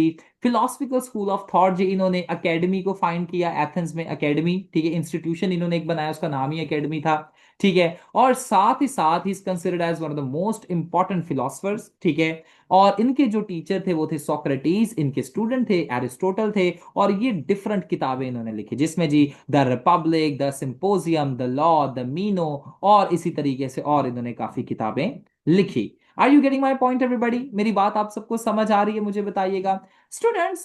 प्लेटो के टाइम पर याद रखिएगा कि जब भी हमने किसी फिलोसफर को पढ़ना है तो हमने इस चीज का बहुत ज्यादा ध्यान रखना है एवरीबॉडी, कि हमने उस फिलोसफर के टाइम पर जो चीजें चल रही थी, जो सिनेरियोस चल रहे थे, हमने उन तमाम सिनेरियोस को स्टडी करना है। क्योंकि देखिए ना, आज के दौर में मैंने एक स्टार्ट, ये पढ़ाने से पहले स्टार्ट किया, मैंने कहा जी आप क्यों पॉलिटिकल साइंस पढ़ रहे हैं? आपने कहा, सुहेल ने कहा, सर जी नंबर लेने के। क्योंकि आपके दौर में चीजें ये चल रही हैं, और इस वजह से इन तमाम चीजों ने आपके ऊपर, आपके एक्शंस के ऊपर असरात मुरतब किए हैं। Am I correct everybody? क्यों अहमद, ऐसा ही है ना? जो आपके दौर में चीजें चलेंगी वो आपको अफेक्ट करेंगी ना। अब बिल्कुल इसी तरीके से आपके जो भी फिलोसफर्स और थिंक की कंडीशंस को पढ़ लेंगे ना फादिया, तो आपको पता चल जाएगा कि आखिर इसने ये बात क्यों की। नहीं तो ऐसे समझ नहीं आता। अजान, मेरी बात समझ रहे हो? बताइएगा फातिमा पुत्र, हसनैन, रजा, यू गेटिंग द पॉइंट? ठीक है। तो हम जन्नत बेटा यहां पर देखेंगे, लाइबा बेटा, कि किस तरीके से प्लाटो के टाइम की सिचुएशंस चल रही थी। प्लाटो का अगर हम टाइम देखें तो स्टूडेंट्स, प्लाटो के टाइम पर बहुत सी और सिचुएशंस भी थी, कंडीशंस भी थी, लेकिन जो सबसे दो बड़े मसले प्लाटो के टाइम पर चल रहे थे वो थे जी पॉलिपोनेशियन वॉर। पॉलिपोनेशियन वॉर बेसिकली आपके पास चल रही थी बिटवीन एथेंस एंड स्पार्टा। ये दो कट्टर दुश्मन थे और ये एक दूसरे के साथ वॉर में थे। अच्छा स्टूडेंट्स, आइए हम फिर से ऊपर चलते हैं। प्लाटो ने इंस्टीट्यूशन ऑफ अकेडमी कहां पर स्टैब्लिश किया था? जरा देखिए, कोई आप अपने पास लिख सकते हैं जी स्टूडेंट्स? एथेंस। एथेंस, यानी वो एथेंस से बिलोंग करते थे, राइट? वो एथेंस में रहते थे, एथेंस के शहरी थे। अब मसला ये होता है स्टूडेंट्स कि एथेंस हार जाता है। इसे आगे जाकर पढ़ते हैं, ठीक है। अब क्या होता है कि लॉन्ग वॉर चल रही थी, और वॉर आपको पता है, जंग में हमेशा जंग एक महंगा शौक है, और जंग में एथेंस की सूरत हाल बिगड़ती जा रही थी। अल्टीमेटली एथेंस हार जाता। सो जब एथेंस हार जाता है ना, तो प्लाटो इस चीज को कंक्लूड करते हैं कि जो एथेंस के किंग हैं वो इतने सफिशिएंट है ही नहीं है। फॉर एग्जाम्पल, अगर स्टूडेंट्स अल्लाह ना करे, मैं जस्ट एक पॉइंट आप सबके सामने रेज करना चाह रहा हूं। एक हमारे पास कोई भी एक गवर्नमेंट है, और उस गवर्नमेंट के टेन्योर में कश्मीर हमारे हाथ से निकल जाता है, अल्लाह ना करे ऐसा कभी ना हो, लेकिन जस्ट एक पॉइंट कर रहा हूं स्टूडेंट्स, क्या हम उस गवर्नमेंट को लेजिटिमेट फिर से समझेंगे? बताइएगा। हम तो कहेंगे ये गवर्नमेंट हमारे कश्मीर को नहीं बचा सकी, ये गवर्नमेंट तो हमारे लोगों को नहीं बचा सकी, तो हम तो उसे वोट ही नहीं करेंगे। ऐसे ही है। अब प्लेटो के टाइम पर भी ये था, एथेंस हार चुका था, और प्लाटो एथेंस में किंग के अगेंस्ट चले गए। प्लाटो को यह लगना शुरू हो गया कि किंग साहब जी बिल्कुल भी कॉम्पिटेंट नहीं है। अच्छा, यहां पर बात खत्म नहीं होती। प्लाटो के जो टीचर थे उनका नाम था सोक्रेटिस, और प्लाटो सोक्रेटिस से बहुत मोहब्बत करते हैं बिकॉज उनके टीचर थे। अब क्या होता है हुमा बेटा, सोक्रेटिस को जो किंग साहब थे वो पता क्या करते हैं, वो कहते हैं जी इन्हें एग्जीक्यूट कर देते हैं, और सोक्रेटिस को जहर का प्याला दे दिया जाता है, वो पी लेते हैं एंड ही डाइड। अब पहले ही प्लेटो के माइंड में सुहेल ये पॉइंट चल रहा था कि किंग तो इनकॉम्पिटेंट है और किंग हमारे एथेंस को प्रोटेक्ट नहीं कर सकता। फिर प्लाटो के टीचर को एग्जीक्यूट कर दिया जाना, अफादिया पुत्र, प्लाटो के टीचर की एग्जीक्यूशन प्लाटो के जहन पर एक मोहर कर देती है, एक फाइनलाइज सिचुएशन कर देती है कि बस जी किंग नहीं ठीक, किंग को चेंज करो और किंग के अगेंस्ट जाएं। Are you getting my point everybody? मेरी बात आप सबको समझ आ रही है? मुझे बताइएगा स्टूडेंट्स, लेट मी नो। तो क्या होता है कि ये दोनों कंडीशंस ऐसी थी जिसमें प्लाटो इस चीज को अज्यूम कर लेते हैं कि किंग और जो एथेंस की स्टेट है ये बिल्कुल भी अब काम की नहीं रही। और इस वजह से प्लाटो क्या करते हैं कि एक थियरी देते हैं, उस थियरी का नाम था आइडियल स्टेट, क्योंकि करंट स्टेट उनके मुताबिक करप्ट हो चुकी थी। इस वजह से वो कहते हैं कि अब मैं एक नई स्टेट को बनाऊंगा, अब मैं एक नई स्टेट को बनाने का एक सारा फ्रेमवर्क, एक सारी थियरी दूंगा, और उस स्टेट को कहा जाता है आइडियल स्टेट। अच्छा स्टूडेंट्स, प्लाटो के किंग के बारे में क्या व्यूज थे? एथन के जो किंग्स थे, मुझे बताइएगा जल्दी जल्दी बताइए। क्या पॉजिटिव व्यूज थे या नेगेटिव? इनकॉम्पिटेंट था, नेगेटिव व्यूज। इनकॉम्पिटेंट से इतना वर्क प्रॉपर्ली नहीं करता। पॉजिटिव व्यूज थे या नेगेटिव व्यूज थे? मानूर पुत्र जरा बताइएगा, पॉजिटिव व्यूज थे, नेगेटिव व्यूज थे ना माइला? अच्छा बेटा, क्योंकि उनके किंग के बारे में नेगेटिव व्यूज थे। है, किंग को भी चेंज करने के लिए एक थियरी देते हैं और उसका नाम था, ठीक है, theory of ideal ruler. Ideal ruler की थियरी देते हैं, या आइडियल किंग भी आप कह सकते हैं, कुछ भी आप कह सकते हैं, ठीक है। अब यही है जी स्टूडेंट्स प्लाटो की आइडियल स्टेट के, ये सारा का सारा मैंने एक इंट्रोडक्शन इस पे लिख दी है जो आप पेपर में लिख सकते हैं, ठीक है। क्या ऐसे फैक्टर्स है जिन्होंने प्लाटो को कंपेल किया कि वो आइडियल स्टेट की थियरी डेवलप करे? सबसे पहले वो ये जी experience of Socrates trial. Plato ने सोक्रेटिस के ट्रायल को देखा, और सोक्रेटिस की ट्रायल को जब वो देखते हैं तो उनके ऊपर अफेक्ट होता है। इवन यहां पर एक किताब लिखी जाती है, ठीक है, एलन लिखते हैं, an argument by Allen from the book Plato's philosophy, यानी एक राइटर है, और ये प्लाटो फिलोसफी के ऊपर पूरी किताब लिखते हैं और कहते हैं the Athenian democracy which condemned Socrates, ठीक है, was flawed by its lack of normal and intellectual leadership. कहते हैं कि देखिए प्लाटो के मुताबिक जिस लीडरशिप ने, जिस किंग ने सोक्रेटिस को कंडेम कर दिया, वो लीडरशिप ही फ्लॉड थी, और इस वजह से प्लाटो लीडरशिप के अगेंस्ट चले जाते हैं। फिर जी पॉलिपोनेशियन वॉर। पॉलिपोनेशियन वॉर जब होती है तो स्टूडेंट्स पॉलिपोनेशियन वॉर में एक तरफ कौन था, कोई मुझे बता सकता है? एनीबडी, कोई मुझे बताना चाहेगा? एक तरफ कौन था? Sparta and Athens. हाँ ठीक है, बिल्कुल जी, ही रिजेक्टेड डेमोक्रेटिक आइडियाज बेसिकली, ठीक है। डेमोक्रेटिक आइडियाज, प्लाटो जो रूल करते थे, प्लाटो ने एक एब्सोल्यूट किंगशिप की थ्योरी प्रेजेंट की थी, ठीक है, जो आइडियल स्टेट की, आइडियल किंग की थ्योरी थी, उसमें था कि आपके किंग के पास सारा का सारा एक एब्सोल्यूट कंट्रोल होना चाहिए, बट ये कंट्रोल इस तरीके से हो कि किंग आपके जितने भी सिटीजन्स हैं उन्हें उनके बेसिक ह्यूमन राइट्स प्रोवाइड करें। अब वो जो ह्यूमन राइट्स थे ना सनी, वो ये वाले नहीं थे जो हमारे ह्यूमन राइट्स हैं, वो ह्यूमन राइट्स भी जरा डिफरेंट टाइप के थे। पता कैसे थे? प्लाटो ने कहा कि जितने भी स्पेशल बच्चे हैं ना उन्हें मार दो। प्लाटो ने ये बात की, प्लाटो ने कहा कि ये स्पेशल बच्चे जो हैं ये हमारी स्टेट के ऊपर बर्डन है। प्लाटो ने communism of wifes and property का कंसेप्ट दिया कि कोई किसी की बीवी नहीं है, कोई किसी का हस्बैंड नहीं है, स्टेट में सारे सबकी वाइफ्स हैं, सब किसी, हर किसी के हस्बैंड है, कोई अपनी प्रॉपर्टी रूलर नहीं रखेगा, ठीक है। तो ये डेमोक्रेटिक, अब देखिए बेसिक डेमोक्रेटिक आइडियाज या बेसिक कैपिटलिस्ट आइडियाज की ये अगेंस्ट हैं। मेरी बात आपको समझ आ रही है? ये एनालिसिस अभी हम डेवलप करेंगे, डोंट वरी अबाउट इट, ठीक है। अब स्टूडेंट्स पॉलिपोनेशियन वॉर में एक तरफ एथेंस था, दूसरी तरफ स्पार्टा था, और पोपर अपनी किताब the open society and its enemy में फरमाते हैं, कहते हैं the disastrous failure of Athens in the Peloponnesian war was also a failure of its political system. कि जब एथेंस अपने पॉलिपोनेशियन वॉर में हार गया तो इसका मतलब है कि इसका पॉलिटिकल सिस्टम फेल हो गया, और इस वजह से एथेंस में आपके पास जो प्लाटो है वो एक डिवीजन ऑफ लेबर या आइडियल स्टेट की थियरी देते हैं। अब प्लेटो जब आइडियल स्टेट की थियरी देते हैं ना, तो प्लेटो पता है क्या कहते हैं? प्लेटो सबसे पहले सोसाइटी को देखते हैं, और स्टूडेंट्स प्लेटो जब सोसाइटी को देखते हैं ना, वो कहते हैं कि आपकी सोसाइटी में 3 तरीके के लोग पाए जाते हैं। कितने तरीके के लोग पाए जाते हैं मुझे बताइएगा स्टूडेंट्स? एक सोसाइटी को देख के कितने तरीके के लोग पाए जाते हैं जी? 3। प्लेटो कहते हैं कि कुछ ऐसे अशखास होते हैं जिनमें रीजनिंग होती है। रीजनिंग यानी वो हर चीज के पीछे हाउ और वाई का सवाल करते हैं, और प्लेटो कहते हैं कि जो खास रीजंस के पीछे भागते हैं वो नॉलेज को गेन करना चाहते हैं, वो नॉलेज को हासिल करना चाहते हैं, और प्लेटो कहते हैं ऐसे अशखास किंग बनते हैं। फिर प्लेटो कहते हैं कि कुछ ऐसे आपके पास अशखास होते हैं जो कि करेज, कुछ ऐसे सिटीजन्स होते हैं जो कि स्टूडेंट्स करेजियस होते हैं, और वो वॉरियर क्लास बनते हैं, यानी वो बुराई के खिलाफ खड़े नहीं हो सकते। और कुछ ऐसे अशखास होते हैं जो कि प्लेजर के पीछे जाते हैं, यानी जिंदगी के मजों के पीछे जाते हैं, जिंदगी की आसाइशों के पीछे जाते हैं। और वो वर्कर क्लास बनते हैं, वो पेजेंट्स होते हैं।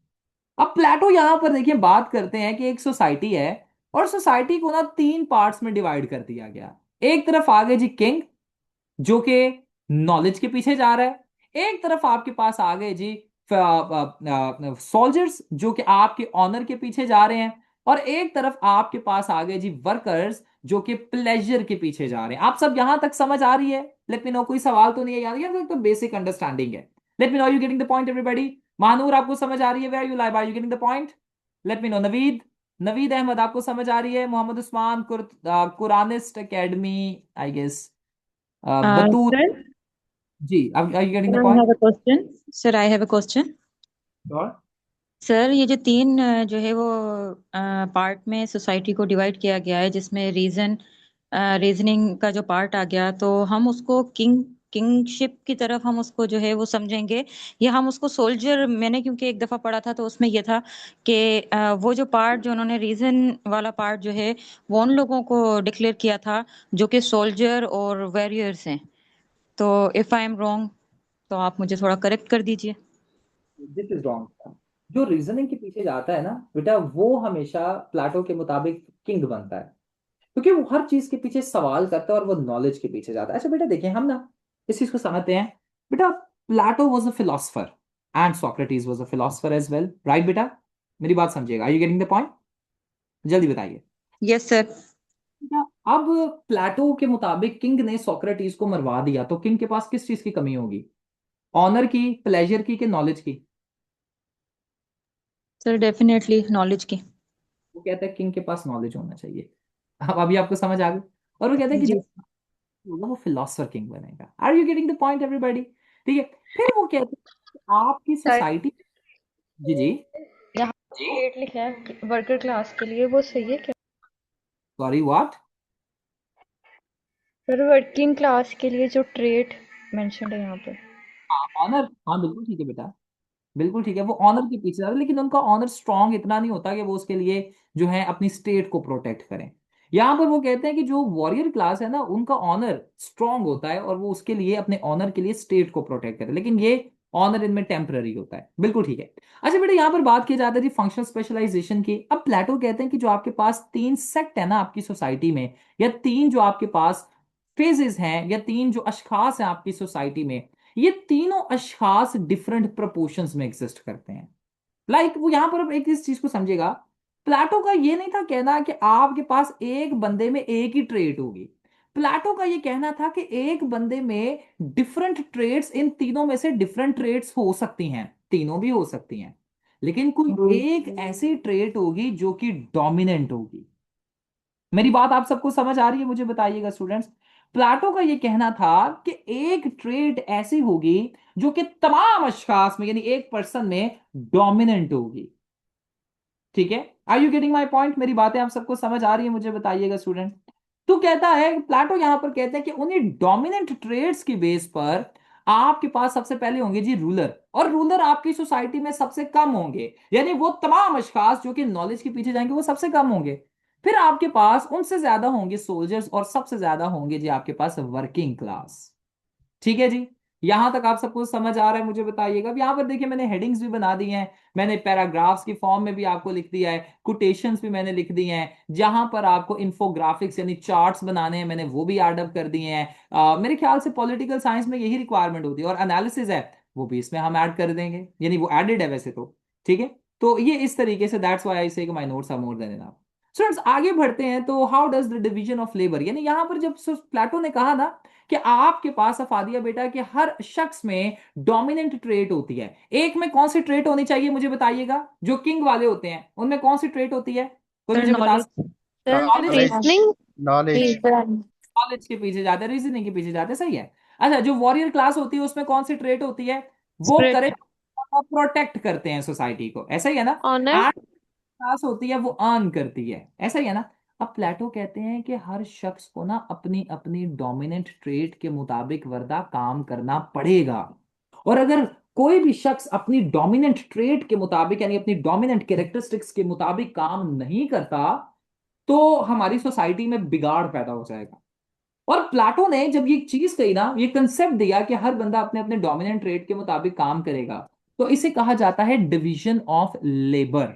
कि यानी लेबर को डिवाइड कर दिया सोसाइटी में। जो वर्किंग क्लास है वो अर्न करेगा, ये सारा यहां पर लिखा हुआ है, ठीक है, ऊपर लिखा हुआ है डिवीजन ऑफ लेबर। जो जी।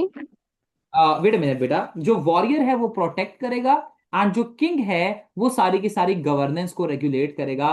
इस कंसेप्ट को कहा जाता है जी division of labour. Are you getting my point? सबको मेरी बात समझ आ रही है? मुझे बताइएगा स्टूडेंट्स, लेट मी नो। जी बेटा फरमाइएगा, क्या सवाल है? सर वर्किंग क्लास की जो डोमिनेंट ट्रेट लिखी हुई है वो लिखी हुई है प्लेयर, ऐसे ही है सर? वो प्लेयर कैसे है? अब इस चीज की मुझे समझ नहीं आई। बेटा प्लेजर इन द सेंस, मैं आपको एक एग्जांपल देता हूँ। बेटा हल्की सी गली में बारिश हुई है, और लोग कहते हैं चलो यार छोड़ो, आज क्या ही जाकर करना है, मैंने जॉब पे थोड़ा सा पानी खड़ा हुआ है, ठीक है। प्लेजर इन द सेंस कि इंसान वो रेस्ट चाहते हैं। लाइक चलो यार आज मैं स्कूल नहीं जाता, छोड़ो। चलो आज मैं जॉब पर नहीं जाता, चलो आज 2 घंटे सो लेता हूँ। चलो आज मैं पढ़ता नहीं हूँ, कल पढ़ लूंगा, या मंडे को पढ़ लूंगा। तो ये प्लेजर ही तो है, क्यों वर्दा? जी सर। सर और प्लेजर और लग्जरी दो डिफरेंट चीजें हैं, क्योंकि आज की जो डोमिनेंट क्लास है उसमें लग्जरी है, तो वो लग्जरी अवेल करना भी तो प्लेजर है। प्लीज आज वाली नहीं, ये डिस्कार्डेड कंसेप्ट है, प्लीज आज वाला नहीं, ये अलग ये सुना है। मटेरियल बेस्ड है सर, वो लग्जरी ये नॉलेज। बेटा प्लीज वर्दा, ये बेटा रिजेक्ट हो चुका है, ये अब आज के ऊपर अप्लाई नहीं आपने करना। आज आप कहेंगे सर जी अपर क्लास की चाहती है, नो। सिर्फ हमने ये पढ़ने तक रहना है, दैट्स ऑल, और डेमोक्रेसी के साथ अप्लाई करना है। अच्छा okay sir. Student, how division of labour establishment of just ideal state कैसे करते हैं? देखिए स्टूडेंट्स, मैंने तो बताया अभी तक आपको। आपका सवाल पैदा होना चाहिए सर जी आपने शुरू तो आइडियल स्टेट से किया है, लेकिन आप हमें डिवीजन ऑफ लेबर पर ले गए हैं, ये क्या बात है? तो कैसे ये division of labour ideal state को स्टैब्लिश करता है? देखिए प्लाटो का ये कहना था कि जब आपके पास हर शख्स, यहां पर ये प्लाटो की ना, आपने डेफिनेशन को एवरीबॉडी प्लीज याद रखना है। प्लाटो कहते हैं कि जस्टिस का मतलब पता है क्या है? जब हर बंदा अपने अपने डोमिनेंट कैरेक्टरिस्टिक्स के मुताबिक काम करेगा, तो इसे कहा जाएगा जी जस्टिस। प्लाटो ने रिपब्लिक किताब में ये डेफिनेशन पुट अप की। Justice is everyone doing it's on work, और दूसरे के काम में इंटरफेयर ना करना। अब स्टूडेंट्स इस चीज को अंडरस्टैंड अस्वद कीजिएगा कि प्लाटो के मुताबिक जस्टिस ये था जब हर बंदा अपना काम करेगा। और डिवीजन ऑफ लेबर में भी तो हमने यही कहा है कि हर पर्सन जब अपने अपने मुताबिक, अपनी अपनी डोमिनेंट ट्रेड्स के मुताबिक काम करेगा, तो this is known as division of labour. मेरी बात आपको समझ आ रही है everybody? Are you getting my point? Let me know, मुझे बताइएगा। मरियम, जी sir. Aftab, are you getting my point? कि आपके पास Yes, sir. आइडियल स्टेट को स्टैब्लिश कैसे करती है? आप बताएंगे कि डिवीजन ऑफ लेबर की वजह से हर बंदा अपना अपना काम करता है। जब हर बंदा अपना अपना काम करेगा तो उसकी वजह से जस्टिस स्टैब्लिश होगा, और जस्टिस की वजह से आइडियल स्टेट स्टैब्लिश हो जाएगी, दैट्स ऑल। ठीक है, are you getting my point? मेरी बातें समझ आ रही है? फिर स्टूडेंट्स यहां पर जी ट्रिपेटाइट डिवीजन ऑफ सोसाइटी, यानी यहां पर वो जी प्लेटो ने 3 डिवीजन ऑफ सोसाइटी कर दिया। और जब हर कोई अपना काम करेगा, when each class fulfil it's functions, ठीक है, विदाउट एनक्रोचिंग ऑन अदर्स, यानी दूसरे के काम में इंटरफेयर नहीं करेगा, तो आपके पास स्टेबिलिटी आएगी। एग्जाम्पल के तौर पे स्टूडेंट्स, हम एक एकेडमी बनाते हैं, और मैं कहता हूं जी ए पर्सन पॉलिटिकल साइंस पढ़ाएगा, बी इन्वायरमेंटल साइंस पढ़ाएगा, सी ये सब्जेक्ट पढ़ाएगा। और स्टूडेंट्स अगर मैं आप सबके कामों में, आपके डिपार्टमेंट्स में मुदाखलत करता रहता हूं, इंटरफेयर करता रहता हूं, तो क्या आप अच्छे तरीके से फंक्शन कर सकेंगे? मुझे बताइएगा स्टूडेंट्स। बल्कि आपकी ऑप्टिमल फंक्शनिंग के लिए, बेहतरीन फंक्शनिंग के लिए, मुझे आपको जरा आजाद छोड़ना होगा कि आप अपने मुताबिक चीजों को लेकर चलें। मेरी बात समझने की कोशिश कीजिएगा। अब प्लाटो भी ये कहते हैं कि जब इंटरफेरेंस नहीं होगी और हर शख्स अपने अपने मुताबिक फंक्शंस को परफॉर्म करेगा, तो उस टाइम पर डेवलपमेंट और ग्रोथ होगी, और जस्टिस आपके पास एस्टैब्लिश किया जाएगा, और आइडियल स्टेट एस्टैब्लिश हो जाएगी। फिर प्लाटो कहते हैं कि देखिए डिवीजन ऑफ लेबर की वजह से केओस नहीं होगा। यानी आपके पास, प्लाटो का कहना था कि एक बंदा एक ही काम कर सकता है, रिपब्लिक में ये लिखा हुआ है। और प्लाटो का ये कहना था कि जब आपके पास डिवीजन ऑफ लेबर होगा, तब हर बंदा अपना अपना ही काम करेगा, और हर बंदा जो है स्टेबिलिटी की तरफ लेकर जाएगा। Are you getting my point everybody? मेरी बातें समझ आ रही हैं? तो देखिए जी, प्लाटो की फंक्शनल स्पेशलाइजेशन या डिवीजन ऑफ लेबर कैसे आइडियल स्टेट क्रिएट करती है? इसमें जी हर बंदा अपना अपना काम करेगा। लीडरशिप जो है वो विजडम के ऊपर बेस करती है, पावर के ऊपर नहीं। और साथ ही साथ जस्टिस हमेशा यहाँ पर एग्जिस्ट करेगा। सो ये आपके पास हैं कुछ पॉइंट्स। यहां तक आप सबको समझ आ रही है? मुझे बताइएगा students, are you getting my point? Let me know. मेरी यस बातें समझ? सर। Yes sir. आप डेमोक्रेटिक स्टेट पर हम इसे आगे जाकर अप्लाई करते हैं, ठीक है। अच्छा स्टूडेंट्स, फिर ना सिर्फ ये बल्कि अपने आइडियल स्टेट में ही प्लेटो ना फॉर्म ऑफ गवर्नमेंट भी देते हैं। प्लेटो सबसे पहले कहते हैं जी पहला फॉर्म ऑफ गवर्नमेंट है जी डेमोक्रेसी। प्लेटो के सर मुताबिक फॉर्म ऑफ गवर्नमेंट था, आप प्लीज अपने माइक्स को, जब भी आप में से कोई भी ज्वाइन करता है ना या कोई भी होता है, आप ना सब अपने माइक्स को म्यूट रखा करें अनलेस और until you don't have any questions, because इससे थोड़ा सा डिस्टॉर्शन बच्चों के लिए ना पैदा हो जाता है। अच्छा आगे बढ़ते हैं तो स्टूडेंट्स, नेक्स्ट हमारे पास आता है, प्लाटो कहते हैं कि एरिस्टोक्रेसी। प्लाटो के मुताबिक aristocracy is the best form of government. और प्लाटो यहां पर साफ साफ इस चीज को इंश्योर कर देते हैं। ओ सो स्टूडेंट्स, अभी अभी रिजल्ट आया है जी सिंसीसी का, राइट एवरीबॉडी? पता नहीं शायद आपको ऑप्शन मिला हो। इसमें स्टूडेंट्स 17th पोजीशन मेरी स्टूडेंट की है जी, बुशरा परवीन, अगर आप देखें तो। दैट्स वेरी गुड जी, my student has got another allocation, that's a good thing. Alright जी, आगे चल, thank you very much. Alright जी, आगे बढ़ते हैं, ठीक है, थैंक यू जी। आगे बढ़ते हैं तो स्टूडेंट्स हमारे पास अच्छा यही स्टूडेंट सीएसएस में भी इनकी 129 126 पोजीशन है ठीक है। तो she is about to start her training but she has done a very good job माशाल्लाह। अच्छा जी, आगे बढ़ते हैं। स्टूडेंट्स, प्लेटो का ये कहना था कि Aristotle is the aristocracy is the best form of government. अब ये एरिस्टोक्रेसी क्या होता है? जब एक बंदा रूल कर रहा होता है और वही एक बंदे से जस्टिस, वही एक बंदा जस्टिस भी करेगा, उसी के पास अकल होगी, विजडम होगी, और वही सारे फैसले करेगा। स्टूडेंट्स, क्या आज के दौर में ये फॉर्म ऑफ गवर्नमेंट अप्लाई किया जा सकता है? मुझे बताइएगा, क्योंकि आज पूरी नहीं दुनिया सर। शिफ्ट कर गई है। तो एरिस्टोक्रेसी, अब देखिए मैंने आपको कहा था कि बेस्ट तरीकाकार पॉलिटिकल साइंस में क्या है कि आप स्टूडेंट्स हर कंसेप्ट को अप्लाई करें। आज के दौर में ये कंसेप्ट इररिलेवेंट हो चुका है। हाँ, ये एथेंस में और स्पार्टा में अप्लाई किया गया था और ये बहुत अच्छा हुआ, ये बहुत अच्छा इसने यहां पर रिजल्ट प्रोड्यूस किया। लेकिन स्टूडेंट्स, आपके पास आज ये नहीं अप्लाई किया जा सकता। देन प्लाटो दूसरा फॉर्म ऑफ गवर्नमेंट देता है, टिमोक्रेसी। टिमोक्रेसी प्लाटो कहते हैं कि जब आपके पास रूलर कोई होता है ना और वो रूलर फाइट्स करता है, जंगें करता है, और वो अपने स्टेट को फैलाता जाता है, बढ़ाता जाता है, तो वो कहते हैं जी इसे कहा जाता है टिमोक्रेसी। यानी एक ऐसी गवर्नमेंट जिसमें मिलिट्री कॉन्क्वेस्ट होता जाता है, इसे कहा जाता है टिमोक्रेसी।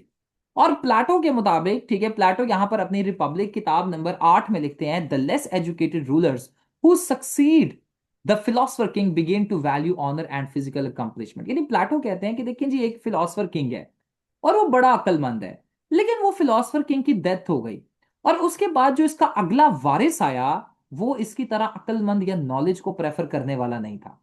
वो नेक्स्ट जो रूलर है वो किंग तो होगा, लेकिन अगर वो कमजोर है तो वो क्या करेगा कि अपनी स्टेट को और ज्यादा बढ़ाता चला जाएगा, एक्सपेंड करेगा, और इसे कहा जाएगा democracy. Are you getting my point? मेरी बातें आप सबको समझ आ रही है? मुझे बताइएगा जी, let me know, are you sir getting the? तो आप अच्छा डेमोक्रेसी, जी कोई सवाल है? सर ये डेमोक्रेसी इसको रिवाइज करें। तो अपनी स्टेट को एक्सपेंड करने के लिए लड़ाइयां झगड़े करता रहेगा और दूसरों की स्टेट पर कब्जा करता रहेगा जीत कर, उसे कहा जाता है डेमोक्रेसी। ओके। अब मंटेस्क्यू का डेमोक्रेसी के बारे में कुछ कहना था। मंटेस्क्यू डेमोक्रेसी को जब पढ़ते हैं ना, और अपनी किताब स्पिरिट ऑफ लॉज में वो लिखते हैं, कहते हैं, ठीक है, he argues that democracy relies heavily on military institutions and can fall prey to internal strife.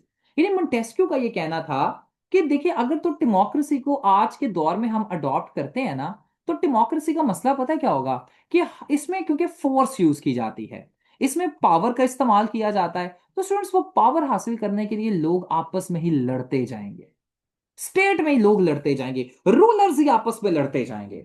और आप देखिए पाकिस्तान में ऐसा हुआ।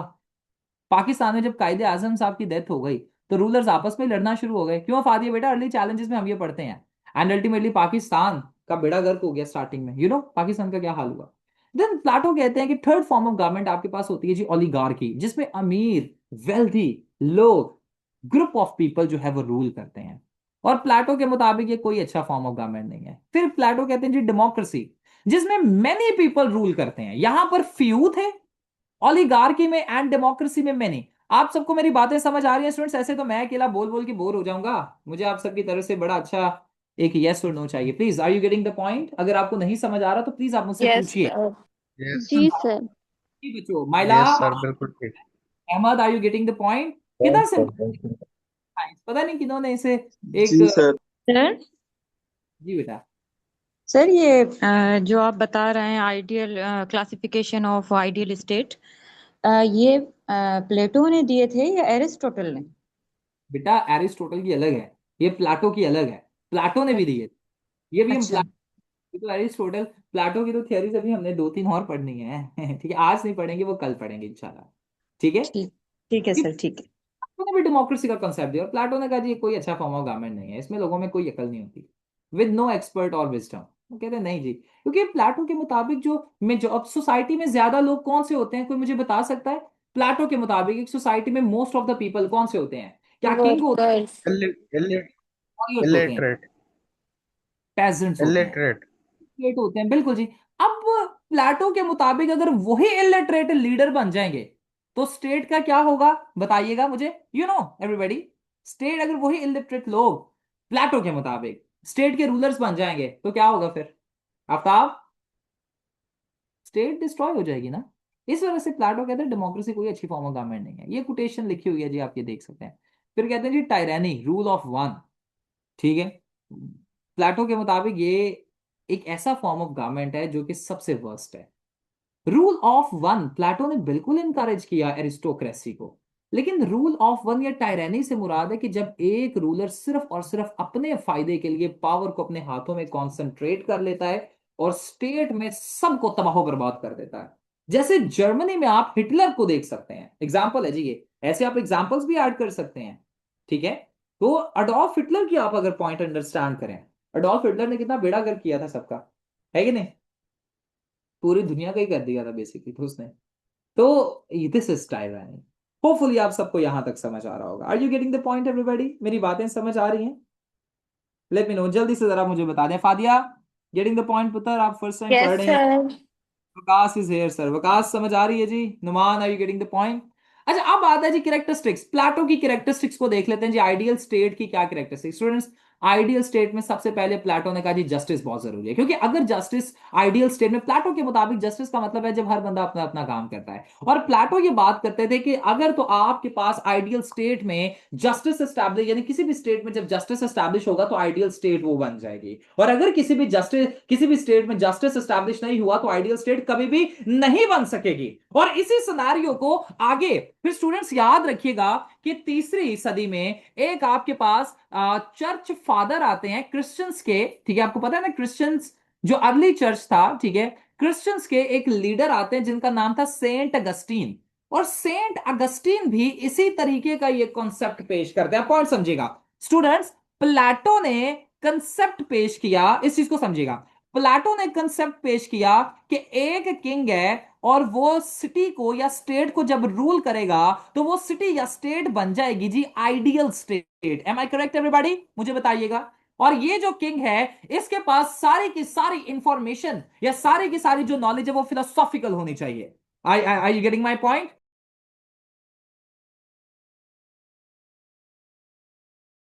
ऑलराइट, अब सेंट अगस्टिन ने भी ऐसा ही कॉन्सेप्ट दिया। सेंट अगस्टिन आए और सेंट अगस्टिन आकर कहते हैं कि देखें जी, जैसे प्लेटो का किंग है ना और एक शहर पर वो रूल कर रहा है, प्लेटो सेंट अगस्टिन आकर कहते हैं वैसे ही एक किंग होगा, ठीक है, जो कि गॉड की तरफ से अपॉइंटेड होगा और वो जहां पर रूल करेगा ना, ठीक है, उसे कहा सिटी ऑफ गॉड, यानी खुदा का शहर। क्योंकि ये जरा रिलीजियस थे तो इन्होंने रिलीजन का तड़का ऐड कर दिया जरा। तो city of God, Saint Augustine भी यहां पर, अच्छा दोनों में यही बात की। जैसे प्लाटो ने कहा कि आइडियल स्टेट एस्टैब्लिश करने के लिए सबसे जरूरी चीज क्या है? जरा जल्दी जल्दी मुझे बता दीजिए, मैंने ये सर्कल भी कर दिया है आप सबके साथ। जस्टिस। जस्टिस, ठीक है। अच्छा, सेंट अगस्टिन ने भी यही कहा। सेंट अगस्टिन ने भी कहा कि सिटी ऑफ गॉड को एस्टैब्लिश करने के लिए सबसे इंपॉर्टेंट चीज क्या है जी? बताइएगा। Justice G, justice sir. आइए बेटा, लेट मी नो। अक्सा, मेरी बात समझ आ रही है? वरदा, आपको मेरी बात समझ आ रही है? बिल्कुल जी इंशाल्लाह। सर। तो ये बता सकते हैं फिर जी। आपके आइडियल स्टेट में को 3 पार्ट्स में डिवाइड कर दिया गया, ये भी आप देख सकते हैं। इसमें जी रूसो क्या फरमाता है, रूसो कहते हैं the stronger govern the state while the wise council and the people sustain. अब रूसो की देखिए हमने व्यूज भी यहां पर जान लिए। ऐसे व्यूज जब आप अप्लाई करते हैं ना, देखिए हमने एग्जांपल्स अप्लाई की, हमने व्यूज अप्लाई किए, हमने सेंट अगस्टिन की थियरी भी एक ऐसी अप्लाई कर दी जो शायद आपने नहीं पढ़ी आज तक या सुना नहीं। तो ये जब आप ऐसा पेपर अटेम्प्ट करते हैं तब नंबर आते हैं। होपफुली आपको समझ आ रहा होगा। फिर जी the role of philosopher king, ठीक है, यहां पर आपके पास, ठीक है, फरमाते हैं प्लेटो कहते हैं कि फिलोसफर किंग का काम बड़ा जरूरी है। फिलोसफर किंग जस्टिस को स्टैब्लिश करता है, प्लेटो ने अपनी किताब में यही फरमाया। फंक्शनल स्पेशलाइजेशन, हर बंदा अपने अपने मुताबिक काम करेगा। कम्युनल लिविंग स्टूडेंट्स, अब प्लेटो ने ना, याद रखिएगा स्टूडेंट्स के पॉलिटिकल साइंस में जब कभी भी पावर की बात होती है या पैसे की बात होती है या फैमिली की बात होती है, तो पॉलिटिकल साइंस के मुताबिक ये तीनों चीजें करप्शन को पैदा करती हैं। और करप्शन की वजह से, क्योंकि पॉलिटिकल साइंस में हम स्टेट को पढ़ते हैं, स्टेट डिस्ट्रॉय हो सकती है। इसी तरीके से एवरीबॉडी मुझे बताइएगा, अफादिया बेटा, अहमद, मेरे पॉइंट अंडरस्टैंड करने की प्लीज आप सब कोशिश कीजिएगा। कैसर कि राबिया बेटा, यहां पर प्लेटो कहते हैं कि देखिए जी, अगर तो किंग को हमने फैमिली दे दी, अगर तो किंग को पैसा दे दिया, या साद किंग को प्रॉपर्टी दे दी, किंग करप्शन करेगा या नहीं? जी खसीबुल्ला, लाइबा, सारे जरा यस बताइएगा। सर। सायरा पुत्र, सायरा किधर है? सायरा आप बेटा मेरी पहले भी क्लासेस में होती है, आप मेरी कोई पुरानी स्टूडेंट है? मुझे समझ नहीं आ रहा, आप एक दो पहले भी क्लासेस में मुझे नजर आई हैं, मैंने शायद इंग्लिश की क्लास में भी आपके साथ थोड़ा ऐसे की क्लास में इंटरेक्ट किया था, आई जी डोंट नो। सर, इंग्लिश की क्लास मैंने ली थी। हाँ बिल्कुल। अब स्टूडेंट्स, प्लेटो कहते हैं, आइए जिन चीजों को खत्म ही कर दें, कि जो भी आपके पास रूलर है ना, उसकी कोई फैमिली नहीं होगी, इवन वो छुरी कांटे भी अपने नहीं रख सकता, ठीक है। और प्लेटो कहते हैं कि ये कम्युनल लिविंग है, कि हम सारे, ये स्टेट जो एक स्टेट होगी उसमें किंग का कुछ भी नहीं होगा, अपना फैमिली भी नहीं होगी, वाइफ भी नहीं होगी, ठीक है, कोई भी किसी का नहीं होगा, सब चीजें ओपन होंगी। वाइफ हर हर वाइफ हर हस्बैंड की है, हर हस्बैंड हर वाइफ का है, ठीक है। प्रॉपर्टी किसी की किंग की नहीं होगी, वो इवन प्रॉपर्टी में छुरी कांटे भी नहीं रख सकते। और ये इस वजह से किया गया ताकि करप्शन को खत्म किया जा सके। यहां पर प्लेटो अपनी रिपब्लिक किताब नंबर 3 में फरमाते हैं कि they will possess no private property beyond what is absolutely necessary, यानी जो बस चीजें इंपॉर्टेंट हैं वो उनकी होंगी, बाकी और कुछ नहीं होगा। फिर कहा जाता है कि गार्डियंस को एजुकेट किया जाएगा, यानी जो आपके पास प्लेटो के गार्डियंस हैं, गार्डियन से मुराद होता है जिस स्टूडेंट्स आपके पास जो वॉरियर क्लास है, उन्हें ट्रेन किया जाएगा, ठीक है। सो ये आप यहां पर बता सकते हैं। फिर बात की जाती है जी इक्वालिटी ऑफ वुमेन, प्लेटो को आप दुनिया का पहला फेमिनिस्ट एवरीबॉडी कह सकते हैं, ठीक है, क्योंकि प्लेटो ने औरतों की बराबरी की बात की थी। प्लेटो कहते हैं कि औरतें भी आपके पास लीडरशिप की रेस में आ सकती हैं, औरतें भी लीडर बन सकती हैं। और हैना आर्डेट, ये फेमिनिस्ट हैं, ये बात करती हैं कि the place of women in politics is a place where they can exercise their full potential as human being. तो ये आप यहां पर बता सकते हैं स्टूडेंट्स। दुनिया का पहला फेमिनिस्ट हम किसे कह सकते हैं, कोई मुझे बताएगा? एनीवन? अगर एमसीक्यू आता है तो दुनिया का पहला फेमिनिस्ट प्लेटो को एवरीबॉडी कहा जाता है। सब थक गए हैं, क्या बात है स्टूडेंट्स? बोलता तो मैं जा रहा हूं, थक आप गए हैं, why is it so? Plato को कहा जाता है, ठीक है। ऑलराइट जी, are you getting my point everybody? यहां तक आप सबको समझ आ रही है? कोई सवाल तो नहीं है? एनीबॉडी मुझे बताइएगा। अच्छा स्टूडेंट्स, नेक्स्ट अब हम चलते हैं, ठीक है। अच्छा जी, सब प्लेटो कह सकते हैं, राइट। अच्छा फिर प्लेटो ना यहाँ पर बात करते हैं, प्लेटो कहते हैं कि आर्ट्स वगैरह कोई भी हम बच्चों को प्रोवाइड नहीं करेंगे। पॉइंट पता है क्या है स्टूडेंट्स, मैं अक्सर ये बात करता हूं कि जो आर्ट्स और म्यूजिक है ना, ये अक्सर औकात यंग जनरेशन को अफेक्ट करते हैं, क्योंकि यंग जनरेशन आप देखें कैसी है जी, 18 से 25 साल 26 साल की उम्र एक ऐसी उम्र है जिसमें आप सब अपने फ्यूचर के लिए काम कर रहे हैं। प्लाटो का भी मेरे जैसे एक तरीके का व्यू था। वो कहते हैं कि अगर हम शेरो शायरी पर लगा देंगे जी, पंखुड़ी के गुलाब की सी है, सूरत एक शबाब की सी है, तो वो बच्चा काम नहीं कर सकेगा। वो बच्चा क्या करेगा, शेरो शायरी में और ऑपोजिट जेंडर की तरफ अट्रैक्ट होना शुरू हो जाएगा। और जब इस तरीके से होगा तो लोग स्टेट के खिलाफ जाना शुरू कर देंगे, ठीक है। और इस सिनेरियो में प्लेटो कहते हैं कि कोई आर्ट्स, कोई आपको इस तरीके से म्यूजिक, ये तमाम चीजें प्रोवाइड नहीं की जाएंगी, यानी जितने भी इंडिविजुअल्स या स्टूडेंट्स हैं, क्योंकि उनके माइंड इस तरीके से अफेक्ट होंगे। Are you getting my point everybody? मेरी बातें आप सबको समझ आ रही हैं? मुझे बताइएगा।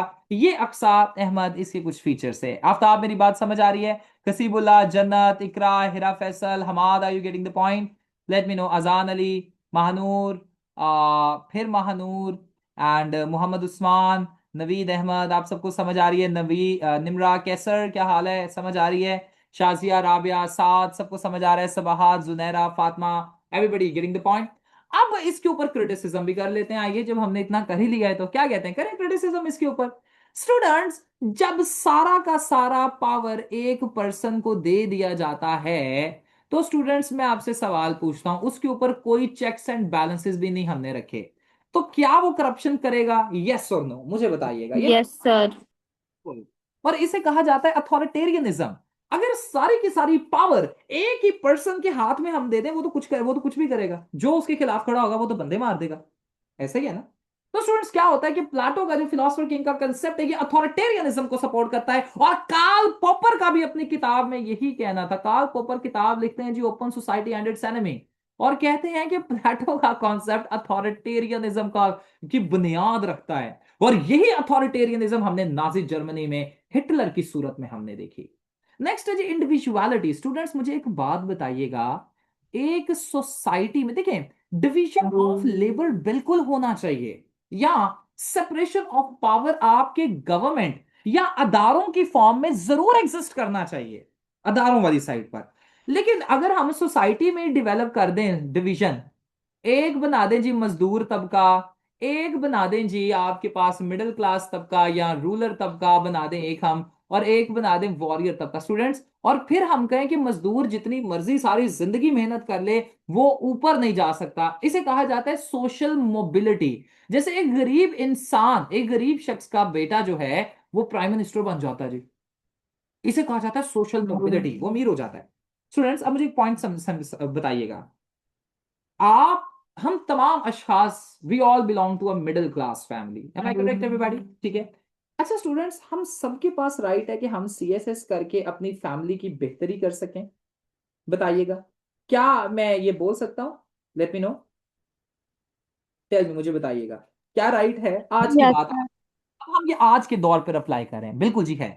लेकिन स्टूडेंट्स, अगर ये कहा जाए कि जी एक जो मिडिल क्लास का बेटा है या बेटी है, वो मिडिल क्लास ही रहेगा, भले वो सीएसएस में टॉप कर जाए, और वो किंग नहीं बन सकता, वो पाकिस्तान का प्राइम मिनिस्टर नहीं बन सकता, ये गलत है क्या? नहीं, क्या कहते हैं, है ना?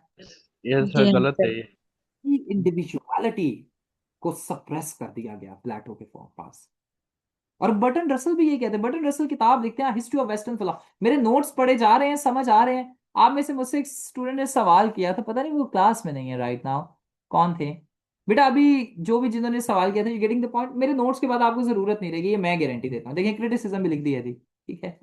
तो देखिए जी स्टूडेंट्स, इंडिविजुअलिटी, बर्टन रसल कहते हैं हिस्ट्री ऑफ वेस्टर्न फिलॉसफी में, कहते हैं जी प्लाटो जो है ना, वो स्टेट के बारे में तो बात कर रहे हैं, बंदों के बारे में बात नहीं कर रहे। हालांकि स्टेट तब एग्जिस्ट करेगी ना जब आप और मैं, हम सिटीजन्स एग्जिस्ट करेंगे। सिटीजन्स ही नहीं होंगे तो स्टेट कहां पर एग्जिस्ट करेगी? और उन्हीं सिटीजन्स को सप्रेस कर दिया गया।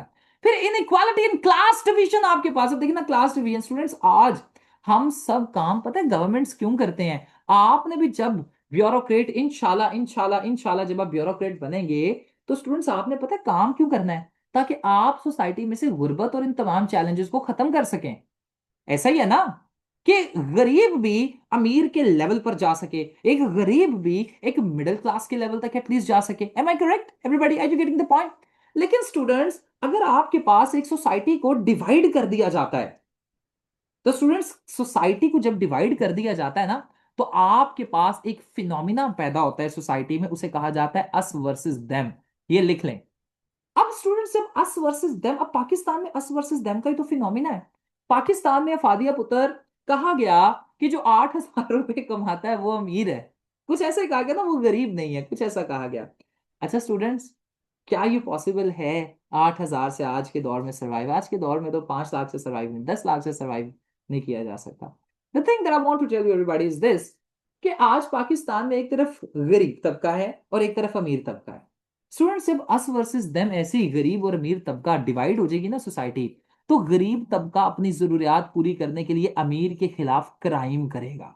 सोसाइटी में अस वर्सेस देम की वजह से क्राइम, कन्फ्लिक्ट्स जन्म देंगे, और इन कन्फ्लिक्ट्स की वजह से सोसाइटी डिस्टेबलाइज हो जाएगी, स्टेट खत्म हो सकती है। तो देखिए स्टूडेंट्स, एक तरफ प्लेटो भाई साहब बात कर रहे हैं जी स्टेट बनानी है, दूसरी तरफ महानूर ऐसी कंडीशंस कह रहे हैं कि आपके पास स्टेट को खत्म कर दिया जाए, यानी डिवीजन दे दी ना तो उसकी वजह से खत्म हो जाएगी। तो देखिए स्टूडेंट्स, ये दोनों बातें एक दूसरे के साथ मेल नहीं खा रही। इंडिया में आप देख सकते हैं कास्ट सिस्टम पाया जाता है, शूद्र खास्त्री वाइश्य एंड और दूसरे जो कास्ट हैं, चार, ब्राह्मण खास्त्री वाइश्य एंड शूद्र। सोशल मोबिलिटी नहीं है उधर, कितनी गुर्बत है कि नहीं? तो देखिए जहां पर क्लास सिस्टम है, क्लास डिवीजन है, वहां पर, और यही चीज आपके पास RHS क्रॉसमैन भी अपनी किताब लिखते हैं जी इन प्लेटोस टुडे, तो ये भी यही फरमाते हैं। फिर रिप्रेशन ऑफ आर्ट्स स्टूडेंट्स, जब मैंने आपको कहा कि पंखुड़ी की गुलाब की सी है और सूरत एक शबाब की सी है, हमारे पास दो तीन कुछ बच्चे बैठे हुए हैं जो कि शायद लिटरेचर से ताल्लुक रखते हैं, वो कहेंगे सर जी ऐसा तो नहीं है। बट और ये बात दुरुस्त है स्टूडेंट्स, लिटरेचर अच्छा है, there is a good literature as well. Allama Iqbal का लिटरेचर देखें, दैट इज वेरी गुड। ऐसा ही एक नौजवान को मुतासर करने के लिए, that is very good. So arts हमेशा ही आपके पास इंडिविजुअल्स को डिस्ट्रॉय नहीं करता, बल्कि इन्हीं आर्ट्स ने, इन्हीं लिटरेचर ने सोसाइटीज की तकदीरें बदली हुई हैं। सो आर्ट को या इसी तरीके से ये सारे के सारे लिटरेचर को सप्रेस करना is not a good thing. Popper भी यही कहते हैं जी, open society and its enemy में कहते हैं जी नहीं जी, प्लेटो यहाँ पर गलत बात कर रहे हैं। ठीक है, फिर जी the myth of a noble lie, ये आप सबने खुद पढ़ना है जी। ठीक है, फिर students idealism versus practicality. Students अभी तक हमने जितने भी प्लेटो के पॉइंट्स देखे, क्या वो आज की सोसाइटी पर अप्लाई हो रहे हैं? वरदा पुत्र जल्दी से जरा मुझे बता दें, यस और नो, कोई भी मुझे नहीं बता। सर। नहीं हो रहे, तो इसका मतलब क्या है कि ये आइडियल थियरी है, ये रियलिस्ट या प्रैक्टिकल थियरी नहीं है। और आज के दौर में डेमोक्रेटिक एलिमेंट्स, देखिए ना, डेमोक्रेसी किसके ऊपर बात करती है स्टूडेंट्स? सजी डेमोक्रेसी तो बात करती है इक्वालिटी पर, आप और मैं बराबर है। ऐसा ही है स्टूडेंट्स, डेमोक्रेसी बात करती है कि हम सबके पास राइट है कि हम गवर्नमेंट को रिमूव कर सकें, हमारे पास राइट है कि हम गवर्नमेंट को लेकर आ सकें, हमारे पास राइट है, यानी इंडिविजुअल्स के पास राइट है कि हम एजुकेशन से अपनी स्टेट की तकदीर बदल सकते हैं, हमारे पास ये राइट है, इंस्टीट्यूशंस के पास ये राइट है कि वो चेक्स एंड बैलेंस। लेकिन ये सारी चीजें तो डेमोक्रेटिक प्लेटो के आइडियल स्टेट के साथ नहीं कंपैटिबल बैठ रही, इस वजह से ये रेलिवेंट नहीं है। ओके, आप सबको समझ आ रहा है? अब देखिए स्टूडेंट्स, अगर आता है कि क्या ये रेलिवेंट है प्लेटो की स्टेट, तो आप बताएंगे जी ये सारे पॉइंट्स कि सर जी ये सारे पॉइंट्स डिपिक्ट करते हैं कि प्लेटो की आइडियल स्टेट आज रेलिवेंट नहीं है। यहां तक आप सबको समझ आ रहा है? मुझे बताइएगा स्टूडेंट्स, आर यू, जी yes sir. Let me know. ये देखें जी, आज हमने ना सिर्फ इसे पढ़ा, बल्कि हमने इसे प्रैक्टिकली अप्लाई भी किया। और जब आप इस तरीके से अप्लाई करते हैं ना, नंबर तब आते हैं। लिख जन्नत पुत्र हर कोई लेगा, लेकिन लिखना is not a big thing. ठीक है, बल्कि आपको अप्लाई करना आना चाहिए। मेरी बात आप सबको समझ आ गई होगी, राइट एवरीबॉडी? ठीक है, सो मैं आप सबसे भी यही तमाम चीजें एक्सपेक्ट करता हूं, और यही तमाम चीजें अब हम एक एक फिलोसफर पर हमने अप्लाई करना है। ठीक है, अभी आज हमने सिर्फ एक फिलोसफर पढ़ा है, कल इंशाल्लाह जब हमारी क्लास होगी हम प्लेटो और एरिस्टोटल और मंटेस्क्यू को भी पढ़ लेंगे। मैकियावेली मेरे फेवरेट है जी, शायद हम मैकियावेली को भी पढ़ लें। ठीक है, तो क्या है कि इसी तरीके से आपको नोट्स प्रोवाइड किए जाएंगे, आपका गूगल क्लासरूम बन जाएगा, आपको रिकॉर्डिंग्स प्रोवाइड की जाएंगी। कुछ वर्क पर्संस हैं तो उनके लिए, क्योंकि सैटरडे संडे की क्लास है, ये सारा वीक आपके साथ, ये सारा मंथ सैटरडे संडे को क्लास होती रहेगी। ठीक है, और आपका अगर कोई सवाल है, बिल्कुल जी, आप, थैंक यू वेरी मच जी, ये इसी तरीके से मेरे ख्याल से आपको समझाना भी चाहिए था कि आप सबको समझ आए। ठीक है, कोई अगर आपका यहां तक सवाल है तो स्टूडेंट्स आप मुझसे पूछ सकते हैं, आप मुझसे कोई भी गाइडेंस हासिल कर सकते हैं regarding any of the things. ठीक है, I am here to answer your question and I am here to exhibit. ठीक है, जो भी आपको इशू आ रहा है। ठीक है, और अगर आप सबको समझ आ गया तो आप एक दफा यस सर लिख सकते हैं, ताकि मैं, हाँ जी जी, आज के लिए इतना इनफ है। ठीक है, कोई अगर सवाल है तो आप मुझसे पूछ सकते हैं, अगर समझ आ गया तो please right yes sir.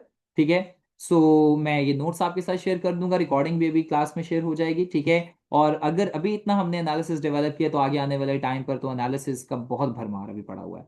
So will continue to do this and will continue इंशाल्लाह। इंशाल्लाह टेस्ट भी आपके होंगे, एंड पर भी आपके कोई 3-4 FLPs रखे जाएंगे। ठीक है, on this way we will do it sir इंशाल्लाह। हाँ बिल्कुल इसी तरीके से करेंगे जी इंशाल्लाह जी। अल्लाह हाफिज everybody, I am ending the class. आप सबके साथ बहुत अच्छी क्लास रही। टेस्ट कब होंगे? टेस्ट आपके रखे जाएंगे थर्सडे को। ठीक है, थर्सडे को रखा जाएगा, जो सैटरडे संडे में पढ़ाऊंगा ना, वो थर्सडे को मैं टेस्ट रखूंगा, फ्राइडे तक आपने सबमिट करवाना होगा, रिलैक्सेशन आपको थोड़ी यहाँ पर मैं दे दूंगा। ठीक है, तो रिलैक्सेशन इसमें थोड़ी सी मैं दे दूंगा। लेकिन मेरा माइंड है कि मैं शायद आपके साथ ये क्लासेस सितंबर में डेली कर दूं, या एटलीस्ट 3-4 दिन तो करूंगा। तो फिर हम उसके मुताबिक देख लेंगे कि किन डेज पर हमें टेस्ट सूट करेंगे आप सबके साथ। Okay everybody. लेकिन वो आप सबके साथ जब डेली भी क्लासेस होंगी या वीक में 3-4 दिन होंगे, तो आप सबके साथ मुशावरत की जाएगी। ऐसा नहीं है कि मुशावरत नहीं की जाएगी, ठीक है। और आप में से जो भी पॉलिटिकल साइंस के ग्रुप में ऐड होना चाहते हैं जहां पर रेगुलर क्लासेस हैं, तो आप मुझे मैसेज कर सकते हैं। Thank you very much. अल्लाह हाफिज। आप सबके साथ कल की क्लास में 4 बजे मुलाकात होती है, ठीक है जी। अल्लाह हाफिज जी। इंग्लिश की क्लास, इंग्लिश ऐसे की जो क्लास हो रही है वो सिर्फ 4 डेज अ वीक होगी। Monday, Tuesday, Wednesday and Thursday ऐसे की क्लास 12 बजे होती है, ठीक है। 4 बजे क्रिमिनोलॉजी की होती है, वो भी 4 डेज अ वीक होती है, Monday, Tuesday, Wednesday and Thursday. रात को जो बिलिटी की क्लास है वो 9 बजे हो रही है, डेली हो रही है। और ऐसे की क्लास भी डेली हो रही है, ठीक है। थैंक यू वेरी मच बेटा। अल्लाह हाफिज। आप सबके साथ कल मुलाकात होती है।